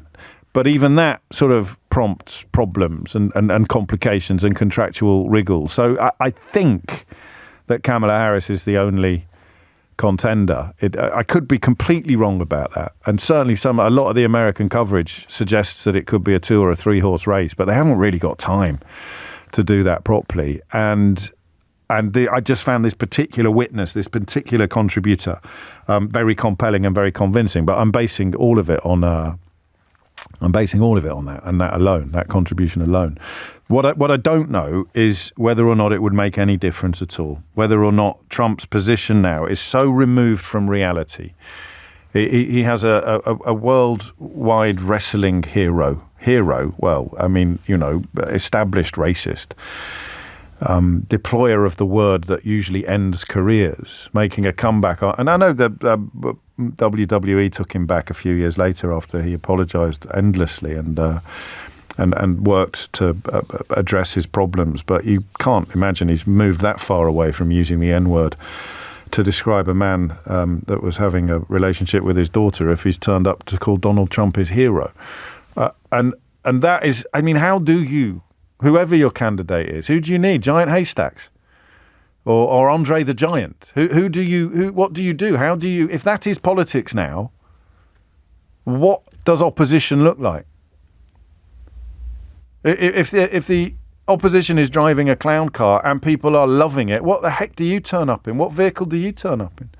Or do you just hope that Kamala Harris or whoever it may be can just, A, perform well at events, if there are more debates, run some of the rings around Donald Trump that would be relatively easy to run if you took him on toe-to-toe, or just offer up a sort of calm sanity versus wild insanity. That simple offer of a bit Starmer-ish, actually. And Biden can't do Starmer, can he now? Because the questions are legion. Biden can't do Starmer. I never thought I'd see it that way around. It takes me a bit by surprise when something pops into my head live on the radio. Then I'll spend the next junction thinking, oh dear, should I have said that out loud? But I think this one works. Biden can't do Starmer because questions about his competence. That was the one thing Starmer never had. Questions about his courage, questions about his charisma, but the quiet competence that had taken him to the head of the Department of Public Prosecutions, that was always his trump card, pardon the pun. Biden hasn't got that. Biden can't do Starmer, but somebody else could. So what is your alternative to the fantasy island represented by Donald Trump? Well, in this country, what is your alternative to the fantasy island represented by Johnson and Truss and later unexpectedly Sunak, all of these completely reality-denying politicians? Well, you just need calm and stable. Could work, couldn't it? And I don't think Biden can do calm and stable now because there are moments when he looks neither, or he might look too calm and not stable. It's 12:16. Your thoughts on this after this? James O'Brien on LBC. This is probably it, I think. And, the stability, the future of the free world might depend on it. Stephen says, Biden's got no chance. Someone else has half a chance. And there it is. And Brian is in Florida. It says very similarly. He says, we can't know if it will make any difference, but at least it gives us a chance. With Biden, we are doomed. I tell you, doomed. Quite a few little nods towards classics of British comedy in the course of today's programme. 18 minutes after 12 is the time. Lisa is in Southampton. Lisa, what do you reckon? Hi, James. Hello. I've talked to you before. You have. About matters adjacent to this one. Yeah. I think they have to go with Kamala.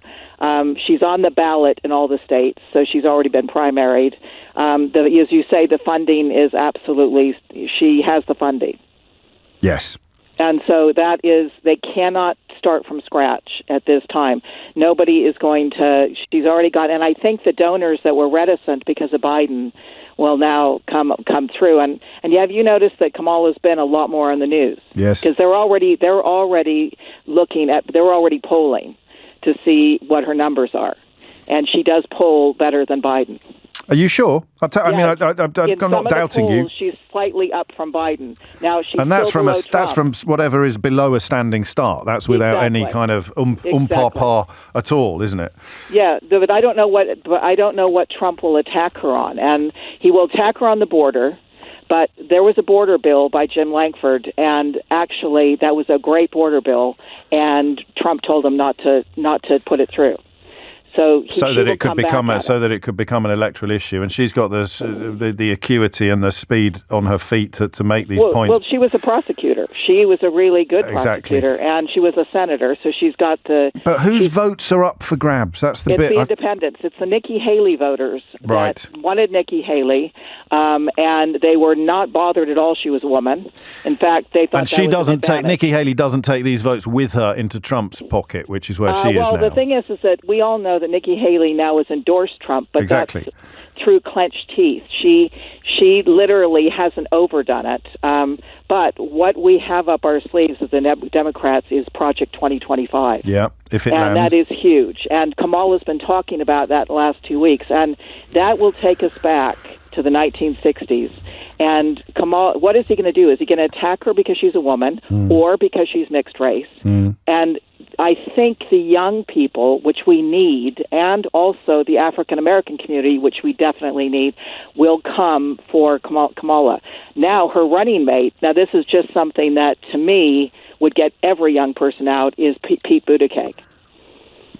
And he's a Rhodes Scholar. He would actually wipe the floor with J.D. Vance. He's gay. I mentioned that. Gay, but you know what? The young people, which are the 18 to 24-year-olds, which we can't seem to get to the polls, plus even my age group, I don't care if he's gay. No, I know that, but that's why I'm constantly obsessing about which votes are up for grabs. And if you have a problem with gay men or women or people of colour, you're unwinnable. Trump's got you. They're usually MAGA voters. Trump's got you all day long. There's nothing that they could put George Clooney up, or they could put Hulk Hogan up as the Democrat candidate, but no one's ever going to be as appealing to the racists and the homophobes and the misogynists as Donald Trump is. Yeah, and also the family value thing with Pete Buttigieg, happily married, 2 children. Great, incredible transport secretary, and also very well respected by the blue collar workers because he was a mayor in a small Rust Belt town, and he's a war veteran. Okay, I'm going to go geeky now, and this, I don't know that many people will come with us on the next bit, Lisa, but I'm off for a couple of weeks now, so I'm going to fill my boots. What about Gretchen Whitmer? Now, she's a possibility, but I do not think the country's ready for 2 women. I like Gretchen very much, and that would be great. But obviously, also, they talked about Gavin Newsom, but that's a no-go because they're both from California. Okay. That can't happen. And do you know anything about the finances, that, as I mentioned before? It has to be Kamala, does it? Because of that? It has to be Kamala because... Is it Kamala or Kamala? Kamala. Well, I call her Kamala. Okay, because I got told off for how I pronounced it last week. I thought I'd corrected it correctly, and now you're here. I think it's just, I call her Kamala, but... Tomato. But she, the thing is, it's the finances that she has because she's on the ticket. Plus, it would be very upsetting if all of a sudden, plus, she's got a run on Biden's record, which actually is very, very good. That's very true. It's very good, but he has not been able to articulate that. He just hasn't, has he? So there's no doubt in your mind that he's toast. And I like Joe Biden. Sure. I tell you, I've been voting Democrat since 1976. Even my grandparents in 1932 voted Democrat, and I like Joe Biden. Of course. No, well, I mean, he's a very hard man not to like, isn't he? In the sense of how kind he is. But also, don't forget, in this country, obviously, I'm Labour, Lib Dem, and I think for Keir Starmer, obviously, he would rather have Kamala in there than J.D. Vance and Trump, because for sure. Much more aligned. And I think the special relationship will be really, really tested. Especially when you look at Angela Rayner and David Lammy, they will go for him. because they have been very, very outspoken against Trump. Well, Lammy is being a little bit more pragmatic, perhaps, than some people were expecting when it comes to recognising that you have to shake hands with people that you would rather not shake hands with if you are to exercise international diplomacy. But obviously, from the point of view of a Labour government or a Conservative government headed up by someone sensible, having someone sensible in the White House is infinitely preferable to having a president who people have compared to Hitler and a vice president who has compared the president to Hitler. Lisa, thank you. I mentioned Andre the Giant earlier. I don't know if you're familiar with him. So I played a little clip. Can we have a tiny snatch of Hulk Hogan, please? Just to give you a little indication of how utterly bonkers things are. This guy is famous for being a wrestler, subsequently infamous for being a racist, and now, resurrected as a cheerleader for Donald Trump. When they took a shot at my hero. So I wondered out loud what we could do to battle that as a candidate or as an endorsement. I don't think Andre the Giant's with us anymore, is he? I think he passed away, but he was a very, very famous wrestler. And Emma sent me a quote from Andre the Giant. If you've enjoyed, and this is, I tell you what, I'm about to mention a film now, and if you haven't seen it, especially if you've got children, you will be thanking me all weekend. Fans of The Princess Bride will love Andre the Giant and will know exactly who I'm talking about. But here's a quote from Andre the Giant. He said, "I don't like to speak badly of people. I have grown up thinking and being told that if you cannot say something nice about someone, you should not say anything at all. But I must break that rule in this case because I hate Hulk Hogan very much. He is a big, ugly goon and I want to squash his face." Quite prescient there from Andre the Giant. John's in Plymouth. John, what would you like to say? Hi. I would just like to say that I've been watching Trump with horror over the last 4 or 5 years. And just watching the slow... it's like water going down the bathhouse. Yes. It is just incredible what is happening. And that people are just slowly walking to what will be the end of democracy. They're not slowly walking. They're not slowly walking, John. They're sprinting and cheering and climbing up on Hulk Hogan's shoulders. I was trying to be kind. Yes, but it's not. I mean, that's because I'm not. If it was a slow, I'd get my head around it. But I mean, what is so obvious to so many is attractive to others for some reason. Oh, and members of my family, a couple of my sisters, would be Trump's biggest fans. And if you said why, what would they say? If I said why, because they believe what he says. They don't question it. They don't go to Reuters. They don't look up on anything else. They are stuck on Facebook. I told my sister that I didn't think Facebook made her happy. But she just believes it. So London is an Islamist state. The UK is going to become the first. Anything that comes up, and it's true, and we'll offer that to you as proof. Yeah, but we got proof. Where have you got it? Facebook. Yeah. I think we probably underestimated how far into people's minds that all of that stuff was reaching, and we were early adopters because I was getting sent it all the time. And probably didn't take it as seriously as I should have done because I didn't think anybody sensible could believe any of it. And now we find ourselves in a world where people believe obviously and insanely untrue things, but they don't seem to be vaguely troubled by what I would once have thought of as the non-negotiable parameters of reality. But do you think changing candidate will make any difference at this point, John? Yeah, you can't go with him. Yeah. It has to. He may. I mean, I think he's done okay. I think he's done okay in the economy. And he's done better than okay under most readings, but you need to be a salesman. It's not just about the quality of the product, is it? You need to be able to sell what the product is, and that just isn't happening. John, thank you. It's coming up to 29 minutes after 12. You are listening to James O'Brien on LBC. Walter will be up first after the headlines, but a couple of things I wanted to bring to your attention while I remember. The first, I don't know if you were listening to yesterday's conversation about fertility, and one caller. It was a gentleman who was about to embark upon, I think, the last chance saloon. You remember he'd had a cancer in his youth and the percentage chances were about 5%, and you could tell he was more worried about the potential disappointment of his partner than he was about his own situation, very incredibly generous. But he said, when he was talking about the money, he said, and all the extras, because it's the extras that are expensive. And I let it slide at the time. But we've had 3 cycles of IVF, as you know, or 2 cycles of IVF, as you know. And the extras, if you're doing it privately, can really ramp up the bills, which is why I just wanted to bring this story to your attention. In the Times today, an expensive fertility technology marketed to increase the chances of IVF treatment has been shown to have no effect on its success, a study has found. Time-lapse imaging, where thousands of images are taken of an embryo while it is developing, is intended to increase success rates by allowing clinicians to select embryos based on their rate of development or the number and appearance of cells.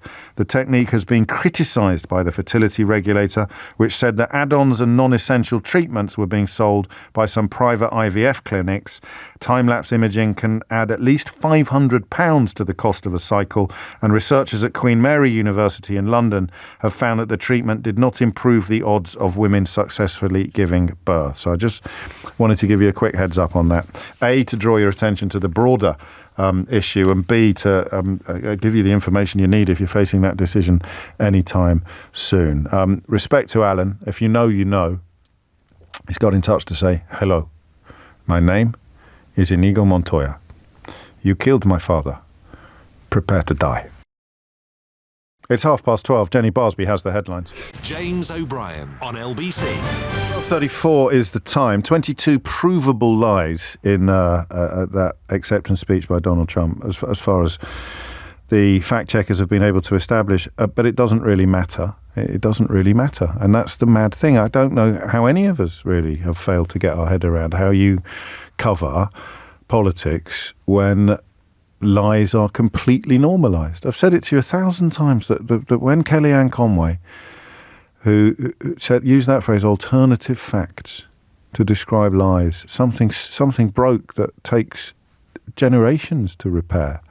And if Trump gets back in, well, the prospect of things never being repaired in our lifetimes becomes very, very real, which is why the question of whether or not replacing Joe Biden is going to make any difference at all is a matter of international urgency, way beyond America. 12:34 is the time. The number you need is 0345 6060973. Before I talk to Walter, I want you to take a guess. If I told you that I've got 5 people standing in for me next week from the world of politics, 3 Conservatives and 2 Labour, although a couple of the Conservatives are no longer actually MPs. Who do you think is the least likely current Conservative MP to sit in my chair on Tuesday of next week? I want you to use your text 84850, or you can WhatsApp 0345 6060973. If I told you, what is the name I could say at 12:59 today when I run through a list of who is standing in for me next week? And don't forget that a lot of the Labour politicians who've stood in for me before aren't available because they're now running the country. They're now in the cabinet. Jeremy Hunt did this shift, and 6 months later he was Chancellor of the Exchequer. It's like it's like a propulsion. It's like a turbocharge for political. Well, no, it's not really. But who do you reckon it would be? No, it's got to be a serving MP. Half of the names you're sending me have already been chucked out. Gullis and Rees-Mogg they're long gone. The question becomes that someone with a seat currently serving in Parliament is doing my holiday cover on Tuesday. What is the last name on earth you would expect me to announce at 12:59 today? It can't be Rees-Mogg. Stop sending me Rees-Mogg. He's not an MP. Hallelujah. Who do you think it's going to be? 12:36 is the time. There goes my inbox. Walter's in Dundee. Walter, what do you reckon? Back to Biden.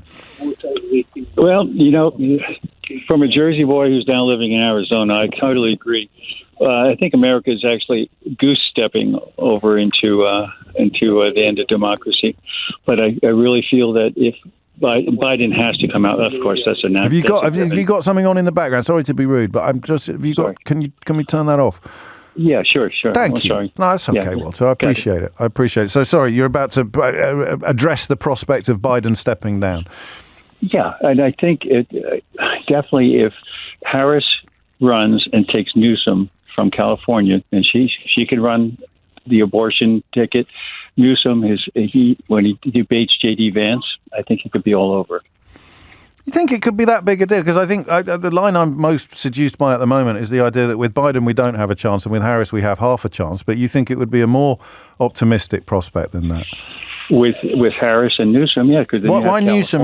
Why not Harris and Buttigieg or Harris and Gretchen? What's her chops? Gretchen would be great. Buttigieg would be great. I just think Newsom with California is the largest.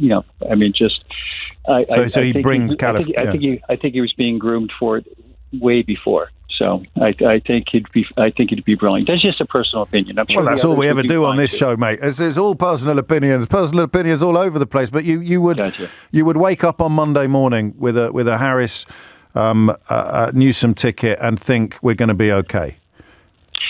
I think we would have a better chance. Right now, we have absolutely no chance whatsoever, and it's just terrible. I just walked past. I was in St. Andrews, walked past the School for Moral Theory, I think it was, and I said, "Well, I'm sure Trump wasn't there." I've walked past that. I walked past that as well. Isn't St. Andrews beautiful, by the way? Is it your first visit? No, we come back. Usually it would be pre-COVID every summer because my best friend is my tennis partner when I was teaching film production in Germany. So he works here and fantastic. Final question. Sure. Who are the voters that are up for grabs here? Who are the people who will be changed by a change of candidate? All the people who are saying right now, I'm not going to vote for Biden. I don't have a choice. But they're not going to vote for Trump either. No, but they would vote for. They would vote for someone else. First woman. Listen, I'm dying to have the first woman vice president of the United States. I'm dying, and to have a first woman who's also of color, and hopefully I live through that in my lifetime. I'm 76. I'd like to live through that. Yeah. Could be quite special, actually. I mean, goodness knows. I don't think anybody wants to allow them to the hopium to run through the veins too violently. But imagine if, come November, the forces of decency and progressiveness are actually celebrating rather than mourning. It would be quite a moment. I'm going to play you a little bit of the CNN fact checker. Just as an indication of what normality looks like. So on one hand, you've got Hulk Hogan bellowing to a baying crowd, and on the other, this is what happens when the journalists come into the room. The world was at peace. Our opponents inherited a world at peace and turned it into a planet of war. We're in a planet of war. The whole world was at peace, and now the world is blowing up around us. This is false. Trump did not achieve world peace when he was president, certainly wasn't at peace when he left office. There were active wars or armed conflicts in dozens of nations in 2020, 51 by one research institution's count, and then 51 again in 2021. Trump handed President Biden ongoing civil wars in Yemen and Syria, of course an unresolved Israeli-Palestinian conflict, Israeli-Iranian conflict, a war in Ethiopia. I could go on for a while, but I don't have time because there were so many other false claims. So let's adjust some of those, not even all of them. He repeated his usual lie about Democrats having cheated in the 2020. So, and just a little flavour there of what a fact check sounds like. That fade out there was part of the edit. It wasn't a deliberate decision by somebody in the CNN studio to fade out the fact checker, because only a massive amateur would ever deploy tactics like that in a live broadcast. Rochelle is in Lincoln. Rochelle, what would you like to say? Hi, James. Hello, First-time caller, long-time listener. Thank you. Welcome. Thank you. I would say that it's a lose-lose for the American people, myself being one of them included. Yes, I am here in England, but watching the debates and knowing what the current events have happened with the Trump attempt assassination, I think he's just gained loads of momentum. Oh, for sure. And I would say that the Democratic Party they're in trouble. I really don't think there is another candidate that could go up against Trump right now. But surely we could find someone better than Biden. Oh, absolutely. Yeah, but you're saying it won't make much difference anyway. No, I would say correct. I would say take him out now because he's already done so much damage for the American population for us. He has definitely tainted what we look like on the world stage. So, yeah, absolutely. Do that for... Has he, though? I mean, tainted is a strong... I mean, you're talking about the man who's running at the moment against Donald Trump. If Joe Biden's tainting America on the world stage, what on earth is Donald Trump doing? He has quite the following. So I am I'm quite the Democratic person, but I have to say, going up against Trump right now is like David and Goliath. Really, he is just a big monster. For good or for ill. He's managed to harness some sort of magic Following, dust, and you're right. The assassination attempt has added to his image, and he's done exactly what Eleanor said he would do. Actually, in that acceptance speech yesterday, he talked about a kind of almost messianic anointment, talked about how God had clearly decided to spare him, and people will be lapping that up. Whereas when Joe Biden talks about God, it's the God that you would recognise if you read the Bible. I always remember when they asked Donald Trump about the Bible, when he was, what's your favourite book? What's your favourite book? Or what's your favourite, was it your favourite book? Your favourite part of the Bible? He's obviously never opened it in his life, but he did that thing that BSers do all the time, and it's just as I think Rochelle alludes to, he's brilliant at it in a way.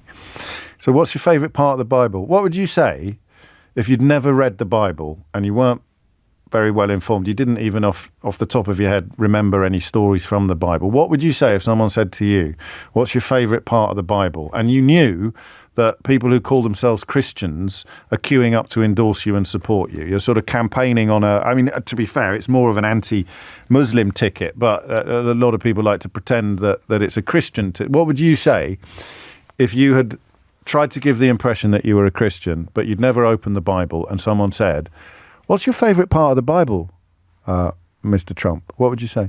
Because he said it. He said, all of it.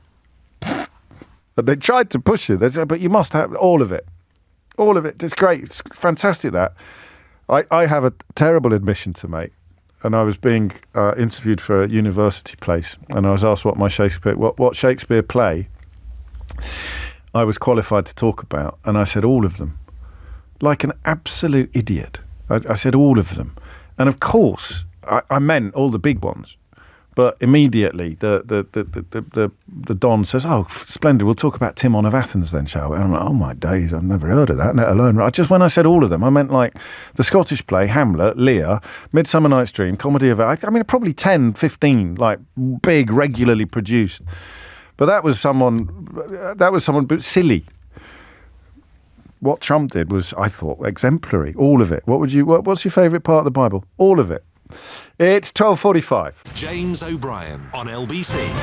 It is 12:47, 12 minutes until I reveal who will be doing my holiday cover next week. And a lot of suggestions coming in. I'm going to tell you who it isn't. Rishi Sunak getting a lot of votes. It's not Rishi Sunak. Liam says, is it Catamaran Boy? He's not in Parliament anymore. It's someone who is currently a Tory MP who, when I say who is the last person on earth you would expect to be presenting my show if you tune in on Tuesday, what answer would you give? So it can't be the no longer MP and now very busy doing skydiving, motorbike racing and what was it? Yeah, skydiving, motorcycling and fast catamaran racing. Sailing, hard man of Brexit. Steve, can't be him. It's not Penny Mordaunt. I don't think it's Penny. Is Penny Mordaunt doing anything for us? No, not. Has she done anything before? No. It's not Jeremy Hunt, actually. He's had a go before. He was quite good at it. The team liked him. Matt Hancock no longer an MP. Boris Johnson no longer an MP. It's not Kemi Badenoch, and it's not Laura Trott, and it's not James Cleverly. It's not Mark Francois, and it's not Honest Bob Jenrick. So who could it be? Who is the last person on earth, a Conservative MP currently serving, that you would expect to be presenting this programme when you tune in at 10 o'clock on Tuesday morning? 12:49 is the time. Nancy is in Colville. Nancy, what made you pick up the phone? Oh, hello, James. Hello. Thanks for taking my call. You're most welcome, Nancy. How lovely to hear from you. Well, I'm another American who lives in Britain, thank goodness. And I never want to go back there, but I think I'll have to because I have family. But it was just the remark that Hulk Hogan made. He said, they tried to kill my hero. Yeah. Who is he referring to when he says they? Because as far as I know, it was just one badly bullied young man who took a pot shot. And indeed a registered Republican. Republican. He's not the first, is he, to have said that? This idea that that he somehow represents this mythical group of people, where, because the media are conspiring against him by pointing out all of his lies and reminding people of things that he's said and done. The judiciary is conspiring against him by holding him to account for his crimes or in other cases investigating them. So the they is I suppose it's the forces of reality. And to conflate them with an attempted assassin, I mean, I think we all know exactly what they're doing, don't we? Well, they don't even mention this poor lad by name anymore. They just call him the gunman. Yeah, I mean, he did try to kill a president. I don't know that I personally would call him a poor lad. I understand the point that you're making, his mental frailty and his long history of being bullied, but it's not. I mean, it's. I have a tactic often of not mentioning the name of terrorists or particularly unpleasant characters because of the celebrity that they were clearly seeking, and we don't know much about him. But I think he's probably going to end up being filed under trying to be infamous, trying to secure immortality by doing. Because I was reading that he'd even been looking at Joe Biden as well in one report that I read, but it was just that the opportunity was quicker and sooner with Donald Trump than it would have been with Joe Biden. But yeah, when they say they, that's cultism. It's an enemy of the cult, turning everything into conspiracy. Two questions I've asked everybody else. Do you think Biden is going to go, and do you think it will make any difference to anything? I think Biden will do the right thing and he won't stand. And I think there's a lot of voters in America who are just watching all this horrified and would love the chance to vote for somebody different. Well, that is the big bet. That is the big hope. And I don't quite get it, because if I had a vote in America, I would vote for an Ottoman sofa in preference to Donald Trump. I'd vote for a slush puppy in preference to Donald Trump. But there are clearly people there whose relationship with democracy is different. I don't mean that as a criticism. I just mean it as a description. And they would be more likely to vote for a Democrat, more likely to vote at all in the event of Joe Biden no longer being in the race. Thank you, Nancy. I thought that this would be an 80% vote. I thought everybody would get it right first time. That the person like that you would least expect to be presenting this program when you tune in on Tuesday. But it's a very, very, very mixed field. 30p Lee's not a Conservative. Well, I should probably check that, but he certainly wasn't a Conservative MP when we came on air this morning. He was a Conservative MP this time last year, and then he wasn't. And now he's with Farage's outfit, I think. Nadine Dorries is no longer an MP. Andrew Mitchell, he's Shadow Foreign Secretary, I think. So I don't know that level. Are they allowed to? But no, it's not. It's not him. Quite a few of you are getting it right, but it's not Ian Duncan Smith. It's not Oliver Dowden. No, quite a lot. No, but I thought that about 80% of you would get it right. But at the moment, the correct answer is only receiving about 40% of. Is it higher than that? All right, about 40%. It's quite high, but I thought that it would be even higher. I really did. John's in Reading. Back to America. John, what would you like to say? All right, James, nice to speak to you again, mate. So he is going to go by force because they're going to have to push him out. He's not going to want to go by himself. He's stubborn as heck. There is a candidate that hasn't been mentioned that would do extremely well and repair all of the damage that has been done. And he is one Bernie Sanders, who you have interviewed. I like Bernie Sanders, but he's not a Democrat. Now, this is the interesting part. Have you, by any chance, seen the Fox News town hall that he did? It was a full Republican town hall. At the start of it, they asked him, "Would you vote for Bernie Sanders before the election?" Yeah, but you can't put an independent congressman, a man who's been elected to the Senate as an independent. He can't be put on the Democrat ticket for the presidential election, John. Well, they did it in the Democratic primary. They did before, and the only reason he isn't the actual... But he's an elected senator as an independent. Yes, but he was actually on the primary for the 2022 primary. Was that correct? No, there was no 2022. No, there was a presidential nominations in 2016 and 2020. But he was with the Senate Democrats then. He caucused. Well, maybe he still does. But I mean, listen, it might be fun. I'd quite like to see. He's even older than Joe Biden. But having spent 45 or 47 minutes with him earlier this year, I think he'd bounce Donald Trump around the room like a basketball. But it ain't ever going to happen. It ain't ever going to happen. But it doesn't mean it wouldn't be nice to see if it did. John, thank you, mate. Take care. I'm going to play you a little clip of Full Disclosure from this week, and then I'm going to tell you something really lovely that has happened that I only really noticed this week while doing a couple of other Full Disclosures that you'll be able to hear while I'm on holiday.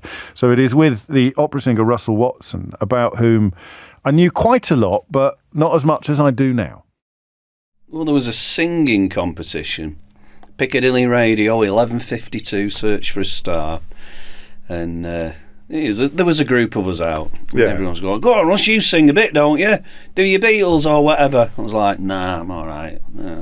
Pint down me. And then another one, go on, get up, give them a blast. Do a what do you do? Tell them what song you want to sing. So I was like, no, go on. So anyway, cut a long story short, I did. I got up. Neil Diamond's Love on the Rocks was a song that I decided I was going to sing. Sang it. Big round of applause. End of the night, a few peanuts, another pint of Stella. And the winner tonight is Russell Watson. What? I've won. Anyway, go to the semi-final. But did you like it? I mean, did you feel anything?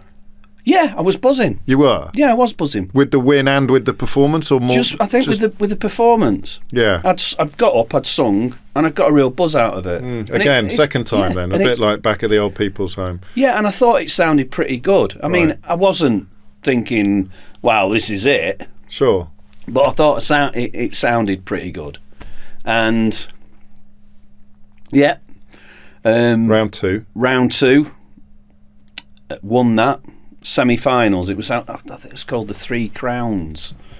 It was a much bigger pub, right? And there was a lot of people there. And did your pals come with you? I think so. Yeah. I can't remember. It's all quite vague because I just remember I was buzzing about the whole affair. I know a couple of the work lads came, right? And I got up and I sang, and there was 10 of us that went to the final, and the final, which was held live on Piccadilly Radio and was voted for by the listeners. Okay. So all the 10 finalists were on the line waiting to find out who got the most votes, and I was thinking, that ain't going to be me, is it? How badly did you want it? I don't know. I wanted to win, because that's me. Sure. It would have been a football game. You'd have wanted to win, but you weren't seeing it as an escape or anything like that at this point. This is my ticket out of here. I'm very competitive. Yeah. So as a kid, if I didn't win Monopoly, I'd cry. When I was young. The ball. Yeah, absolutely. I'd get upset if I didn't win. Right. Which is, I don't think is always a great trait to have, because in life you're going to lose. Yeah, but it pushes you through, doesn't it, sometimes? So you're there and you really you want it, but probably just because you want to win. I want it, but I'm not thinking that I want it. I'm thinking, no, I'm not going to win. Yeah. It is what it is. But it was good. I got this far and I did well. And then it went quiet, and the winner is... Hello, Russell, you've won! It was like the fake cheering in the background and everything. And I was like, really? Have I won? Yeah, you've won. It's like, oh, fantastic. And then I did this. There was an agent. It was called Dave Oldfield, O&M Entertainment. Yeah. And I got this call, and he basically saying, I want to book you to do some shows, in little pubs, as he put it. I want to book you, kid, to do some nice little pubs around the northwest area, and we're going to pay you between 55 and 60 quid a gig. and I reckon I can get you about 3 of these gigs a week. So I was on 90 quid a week at Sabre repetition. And I'm thinking to myself, that's like 160, 170 quid. Yeah. Do you think you can get me a lot of work? I can, as much work as you want, kid. Don't worry about it. And he did, to be fair to him. And that was it. I mean, I went into the factory, and I remember, my manager sat with his usual expression on his face when I walked in. He's like, "Hi, Russell. You all right, mate? What do you want?" So I'm just coming to tell you that I've won Piccadilly Radio Search for a Star. I said, and I'm going to be a singer. And he went, "I'll see you next week, Russ." It's one of those ones where you're going to think, who's the interviewer? It can't be James, because he can't get a word in edgeways. Russell Watson, though, the singer extraordinaire, but tales of brain tumours, singing for the Pope, meeting presidents, and absolutely an odyssey, an Odyssean life that he has led, and back in action now as a book on the way, and he's touring cathedrals of the country. I really liked him. He was lovely, and I hope you enjoy that. There's a couple of others in the hold for when I'm off over the next fortnight as well. The playwright and screenwriter James Graham, and the legend that is Robin Asquith. And the thing I just wanted briefly to mention, because I saw it this morning, that they're all linking together now. It's like we've created a full disclosure verse.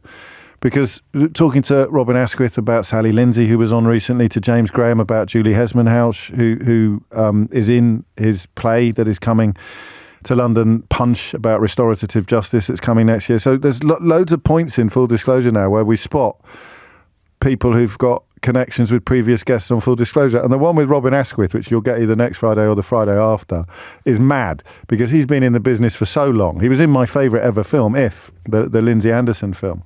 Carry On films, all the Confession series, now Madam Blank Mysteries with Sally. He knows everyone. Anyway, speaking of people, next week Alicia Kearns will be presenting this programme on Friday. James Heapy will be presenting it on Thursday. Jonathan Ashworth will be presenting it on Wednesday. And on Monday at 10 o'clock, Emily Thornberry will be with you. And on Tuesday, it's Suella Braverman. If you missed any of today's show, you can listen back on Catch Up on Global Player, where you'll find all of LBC's shows to catch up on, as well as all of Global's live radio stations. Download Global Player for free from your app store or head to globalplayer.com. Coming up at 4 on LBC, it's Ben Kentish standing in for Tom Swarbrick. I'll see you in a fortnight, but for now, it's Sheila Fogarty. Have a jolly holiday. I say, thank you. James O'Brien on LBC.